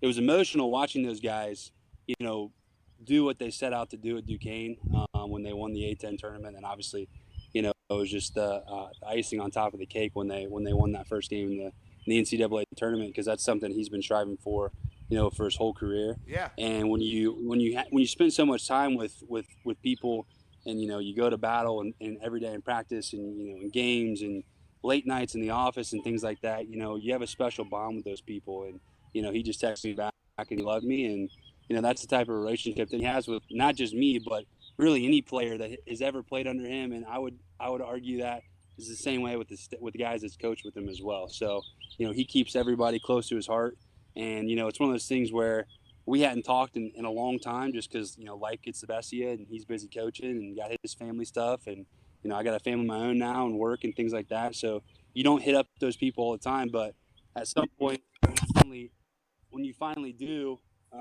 who's you guys? Oh, you still there, Jake? Sorry, I was getting a FaceTime. My Oh, mom you're cool. was FaceTime. Can you hear me? As long Yeah. as it's not Keith and he's mad at us, we're good. Yeah, right. He did Yeah. name drop No, you, so- by the way, too, man. No, so but yeah, it's just one of those things where like I hadn't talked to him in a long time, and if I happen to see him, or text him or give him a call, it just it's like we wouldn't miss a beat. We get right back into conversation like we were playing and coaching together. So Hell yeah. Now, Jake, I want to ask you because you were a two-sport athlete for a lot of your career as well. We had this 3-on-3 tournament this past weekend, which we saw some great players out there. But one thing I kind of Yeah. noticed too is that they were all, some of them were actually still kind of playing a spring sport. A lot of them played, football, basketball, baseball, or football, wrestling, and actually there were a couple wrestlers there that were playing basketball. And I think we might have asked you this last time, but this time so we could actually hear you. What did you get? What was one of your bigger takeaways of playing multiple sports rather than just focusing on one sport all the time? Until those later years. yeah, I mean, for me, it was one of those things where like I just love sports. It doesn't Yeah. matter if it was baseball, basketball, football. I mean, those were the three main sports that I played. If I was close enough to an ice rink, I would have probably played ice hockey. Hell yeah. Lacrosse wasn't really a thing, back when I was growing up. So, those were kind of on, just Yeah. not thought of. But as far as like every other sport, obviously I went to Paint Valley growing up. We didn't have soccer, so I never Football played was. soccer as a kid. But nothing against soccer. I mean, it was just one of those things where like I didn't really have a favorite. I loved them all, and so Yeah. every time the season rolled around, I look forward to something new, right? it was easy not to get burnt out on something because I was always ready for the next season to start. Now, I think what's happened, as of late is all these travel teams, the AAU tournaments, the summer, the fall baseball leagues. It's good to continue to develop kids and kids to be able to work on that stuff, but it's hard because it takes away from the guys that want to play three sports. So you kind of have to, it really makes you pick and choose like what you want to focus on. Yeah. At some point you kind of have to become at least two-dimensional, I would say, Yeah. if not one-dimensional, at some point in these kids' career, because it's just so hard. Like, one of my best friends went to Cincinnati Moeller. He was telling me, he's like, if you play two sports at a school like Moeller and you start varsity on both of those teams, you're like a super freak athlete, like a because dog. it just doesn't happen. Susquehanna, I It, know exactly. it just doesn't happen. Like, most of these guys just focus on one sport because you kind of have to at that Yeah. level. There's so many good players. So I don't know. I don't know what's better for athletes. Some coaches say, hey, I like a 3-star athlete. Hey, I like, guys that just focus on their game. But I would say it's easier for football coaches at the college level to look for multi-sport athletes, because I think that if you play football, it's easy to be a good basketball player. It's easy to be a good baseball player.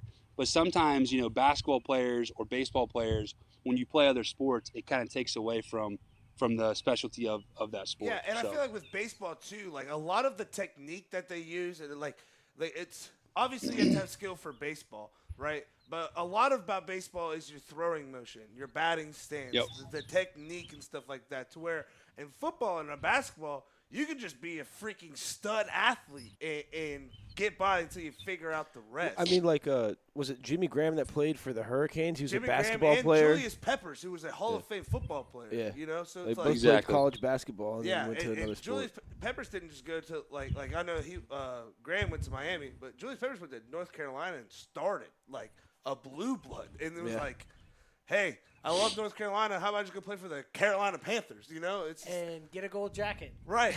And now I want to say something though about like the kids like you. Or like, hey, I just want to play a sport, or like whatever it was. So I feel it like would that's be- something that you see as a recruiter, and you're like, this kid just wants to play. So like, if he has the talent, he has the work ethic, because he's just like, man, I love sports. I feel like that's something that you get Yeah. out of the multi-sport athlete. There's very minimal that Yeah. I remember for our first interview, and I feel like you spoke brilliantly on whether or not you should, the benefits of AAU to taking up your time and travel and things, to getting eyes on you. So I think if you're a player that's not necessarily needing eyes because you really have that aspiration, get into multiple sports. Like, Yeah. I think those are the people that need to start realizing that maybe if you're multidisciplined, if you can, do something like that. And here's the other thing, man. It's fun. Like they Yeah. are fun. You're having a good time, man. Like, Is it fun like to AAU suck at something too? Like sometimes if you're really good at basketball or football, sometimes like wrestling, I was awful at. Yeah. But I still did it for 3 years, and I felt like it helped me with my other endeavors. This is what I want to ask you though, Jake, because you were a great AAU player, and I mean I guess you were all right over at Waverly, but so I want to ask you, man, because you obviously had that locker room like community around you at all times, but like what? Because I only played 1 year of AAU, so I can't really speak on a whole lot. But what is the difference between an AAU bond and like a high school bond? Because with high school, especially whenever you were growing up, and I know you kind of moved there from Bainbridge to Waverly, but I feel like it's like, hey, like we go to school every single day, we hang out after school. Like this is a little bit more than basketball. Like we're bonded and playing basketball. So with AAU, I feel like it's like a lot of kids that you don't really know. You're meeting them for the Different first time, mentalities. so you're just trying to figure out like, all right, me and this kid might have like something going on. But like I do see a lot of AAU teams that's like, hey, we do have a close bond. So I was wondering if you could kind of speak on like the kind of difference of those relationships. Yeah, I mean, high school, you're playing with your classmates, your best friends. Obviously, it's kids that you grew up with typically, and you have a special relationship with those guys because you're also probably playing on other sports with them. So they're not just your teammates on the basketball court or the football field. They're teammates, in every category of your life, right? And so with AAU, you depending on where you play at, like, I started out my 7th grade year was my first year of AAU, and it wasn't even AAU. It was more like they called it OYB, Yeah. Ohio Youth Basketball, and we just traveled around Ohio and played in tournaments in like Lancaster and Columbus, and they were smaller. And I played with all guys from the SVC mostly. And then the next year, we got a kid from Waverly. We got some other kids from kind of like surrounding areas. A couple kids from Logan Elm. We kind of built our team up, but for the most part, they were all local guys. And then when I decided to try to go play at a higher level, I got the opportunity to try out for All Ohio Red. And so, my first tryout, I walked in. There was probably like 40 some guys there. Jared Solinger was working a couple guys out before the workout even started, and these guys are just like tomahawk slamming, and I'm like, is this even my age? Like, what's going on here? Where's the And birth so certificate? I was super intimidated. I'm like rim grazing as a 15-year-old, and I'm like, this is gonna go terribly. I end up making the team. I think mostly because, I played hard. I listened to the coaches. I did the little things, and I made open shots, and I didn't turn the ball over. Like, Yeah. if you do those things, if any young kids are listening to this, if I can say anything, if you can just do those things, I promise you'll have a successful career, and your teammates will love you, and your coaches will love you. Like, that is the bread and butter of being a good basketball player. So, because of those things, it got me an opportunity to play on a huge stage with All Ohio Red. We were national champions when I was 17 years old. We got to play all over the country. And the bond that I built with those guys was special because every summer I look forward to getting back with my guys, right? Yeah. You play all summer. Like, we started as soon as high school ball ended, and we'd play almost every single weekend, all of April, all of May. We'd get a break for June for high school basketball, and we'd start back up in July. And our July run was all of our big tournaments, and that's when our nationals were. And a lot of times you're in the hotel room with these guys. You're playing 8 games in a weekend. So, like, you're building a relationship with these players too. And on top of that, obviously I didn't have any guys on my team from Southern Ohio, but these guys usually play, like, we might have 2 kids or 3 kids from one high school. So they're already having that relationship with their high school teammates that are playing on their AAU team. And also sometimes you get that when you play in like fall basketball leagues. Yeah. Like, I know they had a Nike Summit in the fall at the Hoop in Columbus that I played in a few times. And so you get to see all those guys, and sometimes you'll play in open gyms on the weekends, like if you are just playing basketball and other people are just playing basketball. So it's not just like seeing those guys, a few times, yeah, you're not really practicing, you're not really building that camaraderie from a playbook perspective, but like once you play so many games with guys, you start to know them, you start to build chemistry, and it's a lot of fun. So you look forward to those times in the summer. Do you feel like sometimes when you rolled out there, again, some of these kids went to high school together? Did you ever feel like, you had to come out there and just kind of own your role? Yeah, I mean, I think that I definitely I've played a role on the team, and like I said, like those things I just said, I kind of did the dirty work. Like, I was taking the charge, I was down on the floor for loose balls, I was offensive Southern rebounding, Have to making have open them, shots. baby. Like, those were, that was my role, and I ended up being a starter on that team with guys that were way more talented than I was, right? So I think I earned respect from everybody because they knew I was the type of player that they could count on, no matter what type of game it is, up, down, they were going to get the same, even-keeled player that I always have been. And I think, I earned respect from my teammates and my coaches and trust. But, yeah, I mean, it was one of those things, like, every year you're coming back and you're like, okay, I had a good high school year. Now I'm getting to this AU circuit, and, it's a big deal. It's a completely different, beast when it comes to the type of players that you're playing against. I mean, you're playing against NBA guys every single week. I played against Julius Randle when he was 2 years younger than me, playing on the 17 circuit, and I think we played him in LA, and he was 15 years old. Oh, wow. And he was just a freak of nature, like unbelievable player. And so, like, you're playing against these guys, and it's like, holy cow, like, these guys are way better than me. But then it also was like telling me, like, okay, these are things I need to work on. These are the things I need to get better on. Yeah. And then when I came back and I played in my high school games and I played in my conference, like, it was like the speed of the game was completely different because I'd been moving at such a fast pace on this AAU circuit that when I came back, things started to just slow down for me, if that makes sense. So that's why it was beneficial to me. Did you ever have, like, because I can definitely understand that where you're basically going, in a sense, playing college/NBA level basketball. You're to playing high school. Julius Randle, Yeah. and then you Yeah. come back So, and play Southern I want to Cal. ask though, did you ever have like a season where like because you guys went on hella tournament runs. So did you ever have a season where like towards the end of the high school season you were like in mid-season form, you got hot, you were hot in the tournament. Tournament gets cut short. But did you ever kind of look and be like, man, I'm ready to get AAU because like I'm just in a zone right now, and kind of carry it over? Yeah. Or was it more Yeah, of so- AAU carried over to high school? So my first year in AAU, it was one of those things where like, you talked about the relationship thing, right? Hadn't Yeah. played a ton of games with these guys, right? We're complete strangers, and so, it was harder for me to get up and be like, man, I got to travel. I got to travel to Knoxville, Tennessee for this. I got to go, to Columbus for this. I got to go to Indianapolis for this. Like, it was harder to go for those tournaments, and I was just kind of building my love for basketball, right? When I was 15 years old, and so, I get better. I grow a little bit, get a little bit stronger. I come back my sophomore year, have a good sophomore, campaign at Waverly, and then it's time for 16U AAU, which is a big deal because this is kind of the time where you start getting on scouts' radar. So it is a prove it year. It's like, okay, let's go. And so that year we had another good year. I got a little bit better, a little bit stronger, a little bit faster, a little more athletic. We get to the end of that kind of tenor there in July, August, and I finished up my nationals, and that's when I decided to stop playing football, which is a very difficult decision because football is my favorite sport. It's still my favorite sport to this day. I'm a huge football fan, Can't really. and What are your leaving teams? the love for that game because I knew what I thought was gonna be best for me to get to the next level and get to play college basketball. I needed to just focus on basketball at that time. Right. So that's when I quit football. So going into my junior year, it was like, balls to the wall, basketball. I was playing, every single day, lifting weights. I had a great junior year.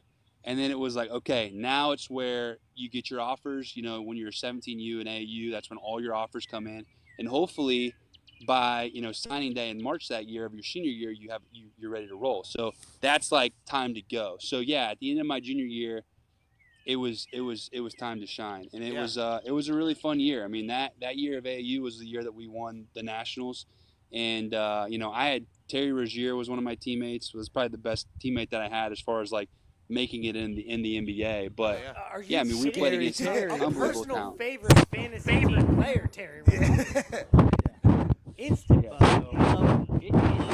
It's the thing. It's like it's different for everybody, and AAU, travel basketball, travel anything.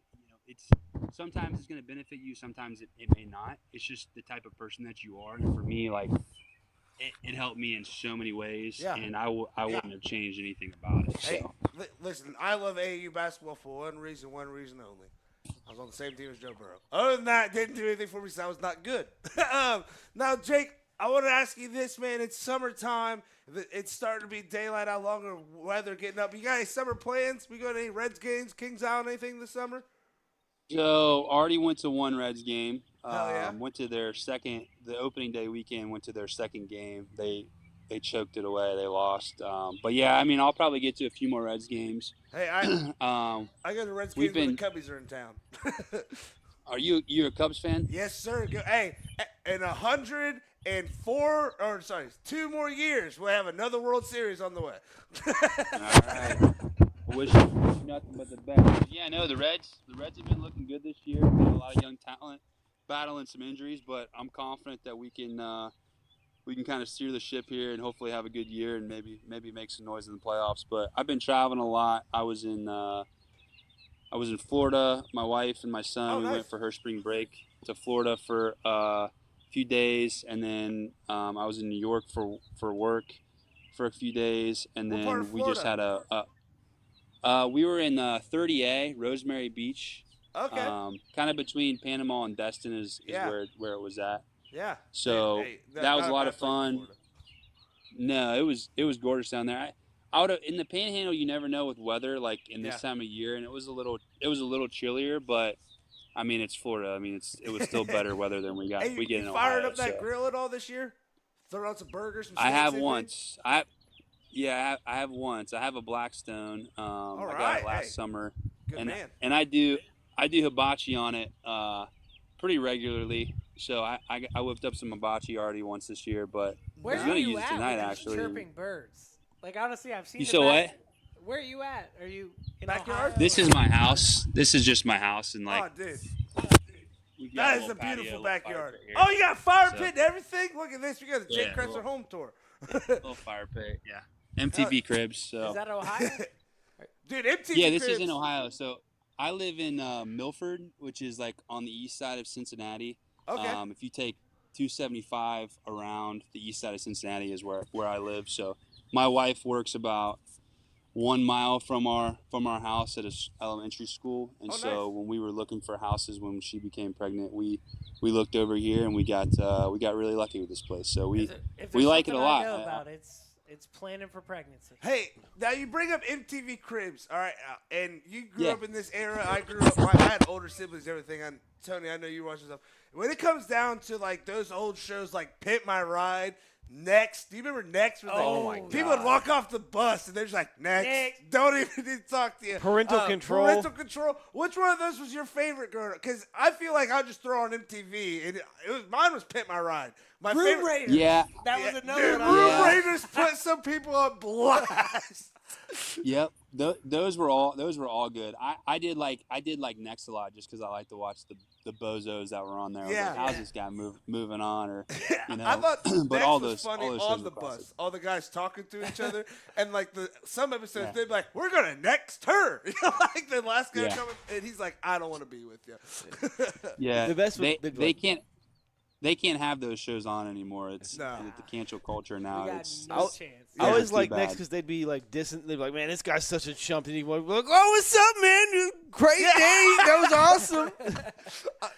Mine was Yeah, Pit My that's Ride. good. My favorite Pit My Ride one was whenever they took that girl's car and she came back and like, listen, your car was such a piece of shit that we just bought you an Escalade and pimped it out because it was terrible.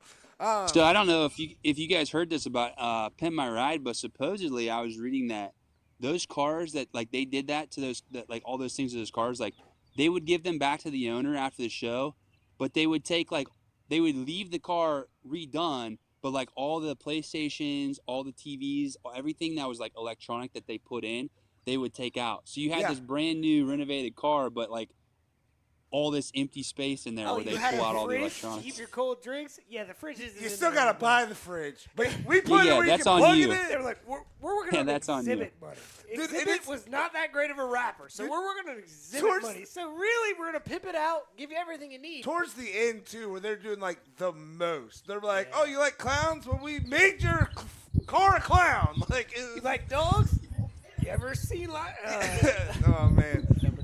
dude, those were the days of television, man. Well, hey Jake, who are you looking for in the NBA as we got the Lakers and the Pelicans tonight? I'm Team LeBron, so I'm a LeBron fan, so I'm just wanting Me him too. to win. But who are you looking for? I'm- The Celtics I'm right look like there. they're on fire right now, man. But I still Yeah, don't think they're gonna win it all.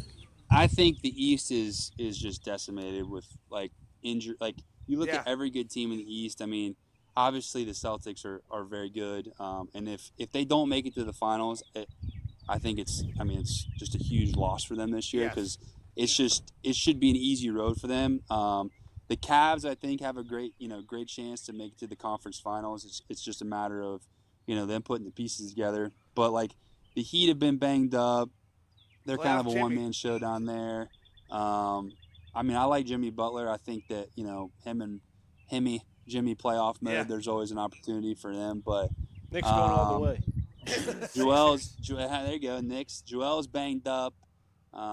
So Sixers probably ain't got much of a chance. And then the Bucks have been, just all over the place. We'll see, so dude. Finals. I think Doc Rivers was like not the Dude, not the matches dude, man. against the Bucks in the first round. I just Let like us to go see to that war. the Magic are like relevant again, man. I used to love them. Yeah. Look at that team. Yeah. Franz Wagner. You They got a Cole squad Anthony. down there. Dude, I'm telling you, I love every single one Yeah. of those players. Now, one Yeah. more question before we get you out of here. What do you think of the play-in tournament? I think it's great. I think it's more basketball. The in-season tournament, I haven't really made up my mind on it yet. But the play-in tournament, I Yeah. kind of like it. Yeah, I think that anytime you can put a trophy, in front of anything, whether it's in season, obviously postseason, I think it adds to the effect. I mean, LeBron was obviously he's been playing at an unbelievable high level all season, and like he just elevated the Lakers in that in season tournament to like play in a playoff type Yeah. setting, right? And it was cool to watch. I thought the uniform course were stuff dope. were pretty cool. So I'm a fan of that, and yeah, the playing game I think just adds to, you know, what it is, the competition, right? You get an opportunity to play your way in, win your way in, Yeah. and it's just another opportunity for us to watch the best players in the world play Dude, ball. So I I think can't complain. obviously- I Sorry, hope Richard. LeBron gets it done. Yeah. But we'll see. I think obviously it's like as LeBron and Anthony Davis go, right? But man, if D'Angelo Russell can play like, dude, that one night we watched where he was just hitting threes unconscious in from people's face, three. it is Are insane. you guys old enough for LeBron against the Pistons? Yeah, dude. Okay. That's like Oh yeah. that's about like earliest like That's definite one of memory. the most insane. I mean, I was watching that game live, and I was just like, Yeah. Yeah, I'm a little This guy older than is these guys, so sometimes I make references and ridiculous. I'm like, damn, Yeah, maybe no, it didn't dude. mean as much to you. That was definitely the first time for the Cavs I ever saw those blue uniforms. Yeah. Like the Cleveland Yeah. with this thing going down the The side. orange Cleveland. No, they're the blue. It was all blue. And Oh, then they like the had, navy like- blue. Yeah, I thought you were and talking like the powder blues No, with the those ones orange are- calves. Those were super sick too. Hey, I know I said one more question, but we were actually talking about it before you come on here, and I gotta ask you this. I'm here. Bronny James, man. I got nowhere. Do you think he should go to the NBA? I said that he should go to Ohio State and get away from the family and just grow up like everybody should at that time. But what's your Let's go to thoughts? Duquesne. Come on, man. Hey, yeah, let's go to Duquesne. Let's go to Duquesne. Go to Duquesne. Why not? Bronny, if you're watching this, and we know you're not, go to Duquesne, all right? Drew Joyce III, No. best thing that'll ever happen to you, I guarantee. Yeah, I'm excited. I mean, there's the guy that recruited me is going to be still on staff over there, Coach yeah. Rick McFadden. He recruited me at Akron, so I'm excited for those guys. I'm going to be falling in. I got a lot of like the people that I'm close to that still lives in Pittsburgh and follows the program, and they're diehard Duquesne fans. So it's always fun to talk about the program over there. So people have been hitting me up like, oh, you think Bronny, like LeBron's Yeah. been shouting out Drew Joyce a lot, and I'm telling you, like, I have no idea. Not that I don't think Bronny's ready for the NBA, and I don't know if Coach D touched on this or not, but I mean, he has so much talent. There's no doubt that he'll be an NBA player. I think that it could benefit him to get into a better system, a different system where he may have more expected of him. So yeah, if he goes to Duquesne and he's like the guy, right? Yeah. It could really, really make him, lean on other parts of his game to kind completely of showcase agree. what he could do at the NBA level. Yeah. But Help build that confidence. yeah, I don't know. It'd be interesting to see what happens. I think it's nice that they changed the rules where guys can quote unquote declare for the draft without hiring an agent Yeah. and still be able to come back. I do like that. I think that's a really, really cool thing for guys because that way, if it ain't gonna work out, then at least they get to come back, so they're not screwed. Talk to by an NBA going. team and say, what do I need to work on? And then Yeah. you get to be Yeah, like, exactly. okay, I got Yeah. a lot of things to work on, so let me head back to college and figure it out. All right. Now, Jake, Exactly. I Yeah. swear this is the last question. We're doing a draft today. We're drafting a zoo. What's your favorite zoo animal? Favorite zoo animal? Also, what are you drinking? This is just water. Oh, it's a liquid Nothing death? special in here. Oh, no, it's You in a said Yeti. Okay. We were talking about Yeah, liquid it's a death Yeti. earlier. But yeah, No, favorite yeah, zoo it's in a animal. Yeti. Favorite zoo animal. Let's see. I haven't been to the zoo in a long time, Same. but I think that it was always cool if you could see like a lion or a tiger. That'd be pretty cool. Yeah. I would say the most entertaining is probably the monkeys are pretty entertaining. Yeah. Yes, sir. If they're out swinging around, so. You've been a while since you've been to the zoo. I was there last weekend. I have a 2.5-year-old. And that's why our Well, draft I have a 14-month-old, and we have it set up to go. We're going to be going hopefully to the aquarium here Hell yeah. soon. I always and love then the probably aquarium hit the a zoo lot this more. summer Look, too. if I have so. any fatherly advice, being a little bit ahead of you, look at the weather. I am so tired of telling my it's going to be 32 degrees. What do you mean we need to go up and see zoo lights? Like, let's figure this thing out. I'm like, until he can remember what he sees, we're not running the cold. Let's figure this thing out. Come on now. Don't let her push Yeah, you over too much. I know you're locked in. I'm on board. I'm on board for that. I say the it's same gotta thing. be I say, hey, logical. can he remember? Is he gonna actually remember this? Is he gonna it was like someday when because I think my parents bring things up to me. It's like I've seen pictures, but like I can't like vividly remember. Yeah. You know, Thank when you're you, one sir. and a half, 1 years old. I So. will be replaying this for my wife, and never I heard will it- also say, make sure your argument is solid before you come up with it, because mine wasn't good enough, and I will still be out there in negative 30-degree weather at the zoo.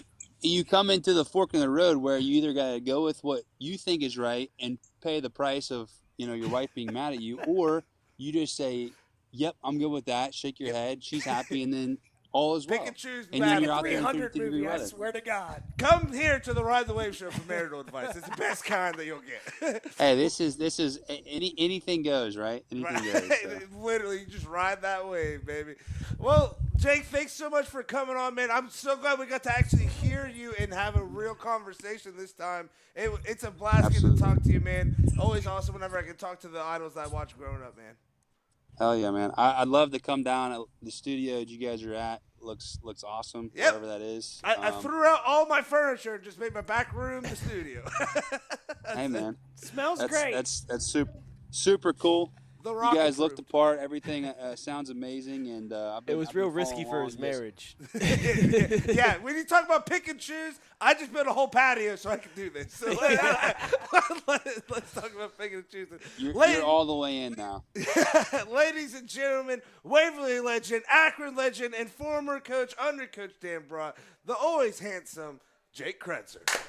Appreciate you guys. Thanks for coming on, Jake. You guys be well. Thank you. See Man. you guys. Always awesome to have that guy Is on. it weird I'm that so I like glad- to quote "Be well"? I always like that.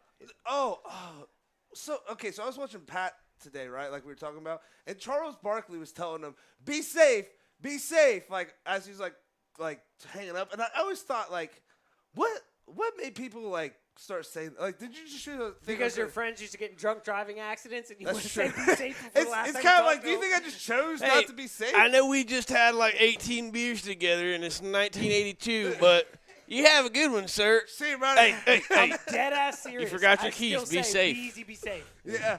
Alrighty, guys. Well, I think it's time to get into this draft and get out of here. What do you say? Now, ladies and gentlemen, we are going to have the one and only Sid the Squid draft her own team today. Oh, I do need a pin, though. Adam, do you still have that pin? No. Oh, that's not good. All right, well, I'm just going to type it. Oh, cool. Told you. All right. Did not have it. Sydney, since you are our new guest, we will let you go first. We'll go Sydney, me, Tony, Adam. She doesn't pick squid here. Well, so hold on. No, Here's aquarium. my question. Here's my question.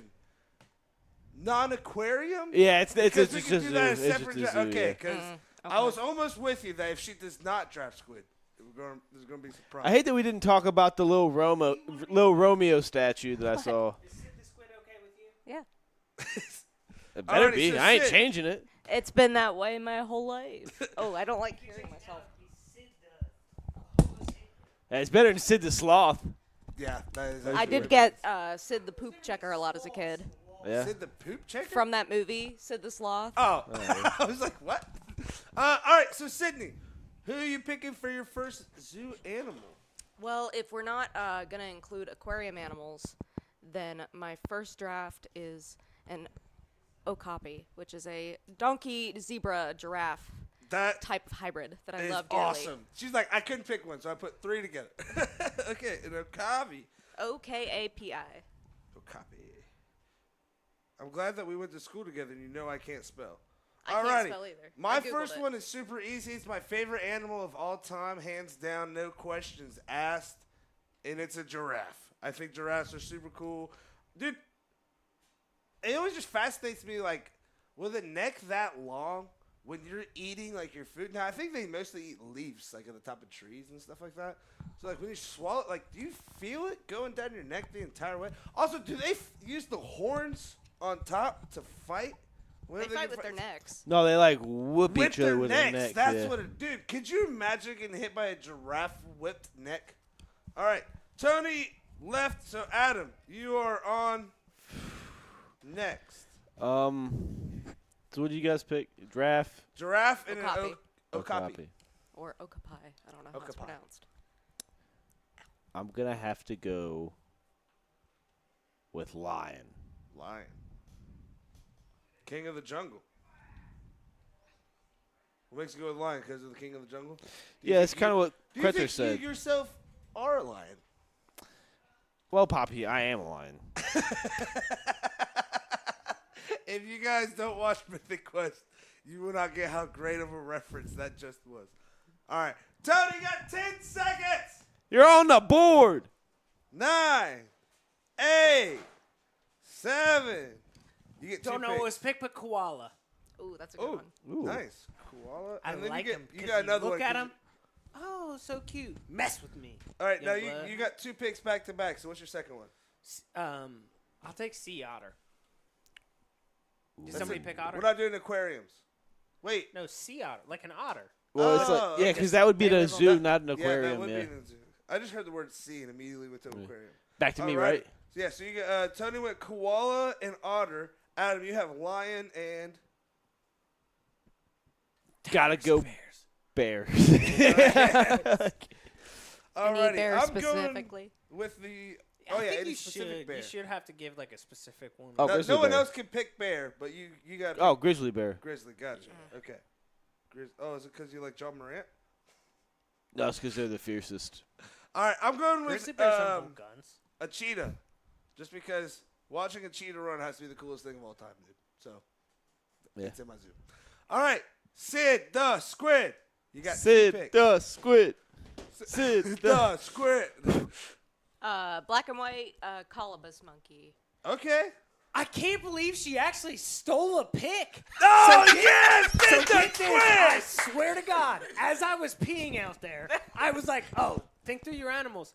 I love the colobus monkey, one, because it's kind of cold. They don't let a lot of the other monkeys out, so it was one of the only ones that I saw. It was the one that looked most like a house animal. Oh. So it has very, like, long fur. Yeah. If it was, like, in here, you'd be like, oh, it's like a Dog. Bichon with an attitude. That means nobody else can pick any sort of like monkey or, Yeah. or like gorilla. She or picked monkey, and then gorilla's different. I Well, would here's say. the thing: a bonobo and a colobus monkey are on 2 different. Like, Don't get into it because I'd listen. love to. I love bonobos. I didn't choose them for a reason, but they are Is completely it because of different. the most I was just haunted? making sure They where are. we can They're pick. going You to used to be pick doing it in gorillas. front of the I was about to children. say. All right, now Sid, you get one more because you got back to back here. Oh. So which one are you going with? See, this is where we get into it. I want to go with a ringtail lemur, but are we putting that in the same? No. No. Yeah, no, you can. You guys, do it. did you guys watch Zaboomafoo? Yeah, Zaboomafoo is Zaboomafoo. that's my shit. Did you watch Wild Kratts? Oh, of course I Like the did. remake of it, Yeah. like the cartoon of it, like Yeah, that was. It's not what we're talking about. It's like, oh, Super's my shit. Yeah, Listen, like girl. who you I was talking like, to? I've had 37 The episodes. Crap Brothers are national Wait heroes. for someone to ask me this. Do I know? Yeah. My nephew Go Landon, I in, used to watch. brother, Preach. Yeah, I used to watch dead ass. Zaboomafoo and the Wild Kratts with my little nephew all the time. Hell yeah, that's like your Keith Damrot. All right. So what'd you go with again on your second one? Lemur, ringtail lemur. Lemur. Gotcha. King King Julian. Julian. King Julian. All right, I got a giraffe and a cheetah. Oh, I like this. What other animals do I just like? That I Yeah, you're looking at a phone. That's your problem. I think I want to go. So, a hippo. That was almost my would first be pick, dude. zoo, Wait, right? he Yeah. pop- Yeah. He- Well, there was. he pop- Did you Pump see my the gun? video You of give the him all the easy hippo? ones. Of the hippo jumping the fence and that the guy was just smacking it in the face to get it down? Yeah, dude. They were like the caption was like, "This man is risking his life to try to save these zoo." Let me Like, say this. 5 years ago, if somebody said this video existed, we'd be like, yeah, that's funny, dude. Yeah, sure, it existed. Now we're just like, anything can. You could be like a hippo It's was just like- smoking a cigar, jumped over Conor McGregor, and be like, damn, it probably did you happen. just gotta be like, "I hope this zoo isn't in Cincinnati." Rest All in right, peace, Adam. Harambe, baby. You have next pick. I think I know what it is, but Silverback gorilla. that's what I thought. I thought. You were, My zoo's gonna be able to kick all your zoo's asses. Like in a fight. I don't know You'll be able about to like. grab kids out of the water, too. Yeah. all right, Tony. You got koala and you got sea otter. You got 2 picks. Kangaroo. Back to back. I Damn was it! thinking about going with I this really zit didn't think because of anyone was Akron. going to steal that from me. I know. Fire pick. I Because know. if you And you go got to it the so zoo, late. check He's going to a lot of Australian-esque. I like your vibe. Your zoo's Just vibe, saying, dog. I went to the zoo and I'm sitting there like, who do I relate with most? I looked at the koala. You get the cross. He's going through the zoo like, I can relate to this guy. What's funny is like exactly what I did. he's being realistic about it. got I'm being like 2.5 every -year-old. dude. He's Yeah, pumped as lion, fuck about the tigers, sea bears. He's pumped as hell about the sea lion. I'm looking at it like it glides well, but Listen. I still feel like swimming's not my thing. Real quick before you go with your next pick, like all of our picks are fun. Hers are educational for me. Oh yeah. And hers, I'm like, I'm gonna go watch Out Yeah, and she Earth. stole both picks, and I All right, you got hold on, you I got see one what you're more. doing. You got. And the way you didn't pick bonobos is for a reason, and it's I was We got peeing 4 or thinking the 5. same thing. We're going 5, so he'll have one more after this. Okay. So, Tone, what's your next one? We went kangaroo, leopard. A leopard. Leopard. Good one. I like them. They don't get messed up by anything. They kind of chill. They're pull like some the stuff slow and- version of cheetahs. They're the lazy version of cheetahs. Yeah. They're still super cool though. We'll call them Tarzan, was that a leopard or a cheetah? I know the leopard was Can in you Jungle Book. show Like me? Mowgli spent Yeah. a lot of time with the. Or was that a Black Panther? He's a panther. He is a Oh, no. panther? He's a panther, yeah. Okay, so No that's the idea. panther, yeah. And it's Blue the bear. You didn't watch the Jungle Book I did. as a kid? I did. Okay. All right. All I didn't right. see I what you wanna did. know. Adam, your pick. Can you show me? I'm wanna going with. know, I got Phil. one more after this pick. Yeah. I'm going with wolf. Okay. Awesome. I'm going with a panther. So that's Yeah. like, I don't know. Let's stop talking about it. I don't want you to steal my pick. But So- did you watch the Jungle Book though? Yes, I did. Okay, I was but just making wanted to sure stop you. talking about it so you didn't steal my pick. Bare Because- necessities. But yeah, I'm definitely Got going with a simple panther. bare necessity. That's probably why I picked grizzly bear. Honestly. See, now, you might be able to beat the Let's see shit the out of the. Good luck trying to kill a hippo and catching a cheetah, my friend. The love- hippos. The hippo's the only thing I'm worried about. That cheetah's gonna wear itself out because I know its top speed is 70 Yeah, mile they're an hour. weak sauce anyway. It's like Yeah, get but to listen. 75 and then it can't move. You don't understand. I'm putting the flex capacitor on my cheetah, so when he hits 66, he's going to a different Do you know what's time. great? When you hit water. Cool. it He's hits going my back in time, out of here, out of the fight. That's one down. Didn't have to Can't do. kill him. He's still alive. I got a tree guy. The koala's going to be laughing at your punk ass bitch just sitting on the ground. All right, The sea Sid- otter's going to be out in the Pacific Ocean telling you, oh, I don't know, I can eat clams. Defenseless. I can eat clams. All right, Look, Sid you the tell her squid. she's got the smart pick. You got She 2 stole my picks picks. to round out your team. You have I'm going to say these wrong. A copy, Something like that. black and white colobus monkey, Yep. Yeah, that's good. and a lemur. That one was easy.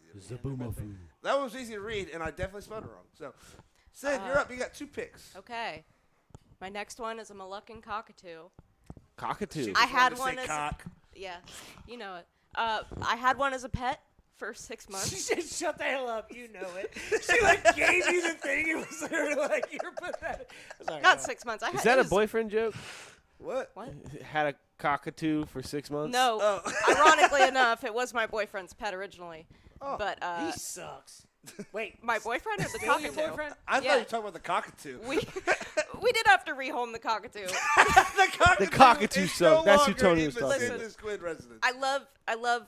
His name was Jasmine. We found out after an emergency vet visit that he was in fact a male with very prominent testicles, according Oh. to the X-ray. And now He lives got in big Yoctangi old balls. Park. we had We to threw him out the damn window, and he lives in Yoctangi Park. we had to babysit my sister's dog over Christmas. That was like a puppy, and she hadn't named it yet, and he named it Jameson. And then like she gave it to the Little kids, old and they're like, Jamie. they named it Lincoln, and she texted like us. We're like, no, his name's Jameson. Right? It's actually named If after that dog Rick. didn't cost $2,200, it'd Yeah. be my dog. Yeah, that I was- bonded with him. yeah. Well, I had a little hoodie, fit in Go my way pocket. back. all right, you picked the cockatoo and one more. I really gotta think about this one. Oh, a palace cat. A palace cat. They okay. have the cutest little feet. and I just want to tickle the I toesies. love You know that what I cute mean? little feet. Oh my And they God. could probably rip me to shreds, but I'd be fine with it. Have you ever seen a Savannah cat? Oh yeah. Teabag once went super bad, and I just don't. If do you cats. want a dog that is a cat, that's Yeah. probably the way to go. sounds A exactly. like high Teabag maintenance means. dog that is a cat. Okay, I'm gonna round out. Sounds like Dobby. So I got a giraffe, a cheetah, a hippo, a panther. I would draft a Dobby to put in the zoo just so I know he would stop eating all my shit. Man, you guys are really putting me in a bind here. I almost went penguin, but I realized that's definitely an aquarium, right? Not I in feel like Columbus. that's 50-50. Wait, why do you keep going aquarium with stuff that doesn't live underwater? Well, I feel like you can see. Yeah, a I feel like penguin that in that an could go aquarium. either or. No, a penguin you go to habitat the only yeah. gives you the water so you can see it swim. Cool, It lives penguin. above- Awesome. there you But go. Go with also, penguin. penguins are in the Newport Aquarium, so. That's why I'm not crazy because I've seen them in Where aquariums. do they Newports are sleep? cigarettes. But do they sleep underwater? no, I don't know. I Then don't they- study penguins. That's the difference between just an hunt aquarium and underwater. a zoo. It's like the thing is, they hippos. put them in the aquarium so they can see them swimming yeah, around. But in all hippos hunt actuality, underwater they live. for the most part. It's kind of hard because where they live is in like cold surrounded They're an by water, too, aquatic-based animal. No, is- they're not. that lives on land. They're a land-based animal that huddle in for like 6 months at a time, go into hibernation. Are they mammals? Well, they live on ice. That's water. It's frozen water. True. They're not Are we talking about penguins? Yeah. I don't think they're mammals. I never said they were mammals. They lay I just said eggs. they live on ice. Oh yeah, they do lay eggs, so they're Yeah. not mammals. They might be. I don't know. They're birds. They're birds. I know they can't fly. Yeah. Flightless birds. I heard Alright. those women be putting the eggs under them and let the dudes take care of them. Like, what the That's hell true. is Dude, that? have Power you, move. real quick, have you seen that video online where it's like all these penguins, like this group of penguins walking, and this one falls is like, man, man. It's like I don't speak penguin, but I know this guy went shit. Damn. All right, Adam, you got lion, grizzly bear, silverback gorilla, wolf, and Can I go with one that people say is extinct, and I'm pretty sure it's technically extinct, but there's still believers that there is some out there? you cannot draft Bigfoot. No, it's what I was gonna Tasmanian say. tigers. Oh, I don't know anything about them. So Yeah, sure. so it's like You they're like a 100% can draft that. yeah. So it's like a this is what it looks like. It's like a dog. It's like a wolf had relations with like a tiger. Okay. The last one No, that's in not a existence. Tasmanian tiger.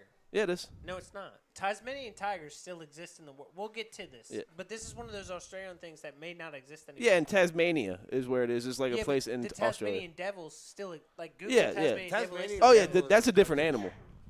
So do you want that? Yeah, this is they consider this the Tasmanian tiger. It's like a Oh, I can't the technical term I don't know for it, but that's Maybe the dingo ate your baby? yeah. But, Bingo, baby. they say that there's still some somewhere, but that's just a guy on Joe Rogan. You know, you get some crackpots on there, but that's mine. Crack. All right, Tony, it's your Tony, it's your turn to close out our draft in our show. It's a lot of pressure. It's the last pick. Can I pick a snake? A state? A snake? Yeah. Oh, yeah. Anaconda. Rhode Island. My anaconda. This is why I love Sidney Squid. Buns. All right. My We don't want it in anaconda Michigan. don't. My anaconda don't. Want the show to end, but it's it. All righty, so to wrap it up, Sid the Squig had an okapi? Black and white colorless Oh, monkey? shit. You went to the zoo, too. The okapi is like half deer, half zebra, half thing. Yeah. I know what she's That's on. my favorite She animal. wasn't- to he I do. know what That she's is on. the first one. It's like She a picked triple 4 thing. animals in one.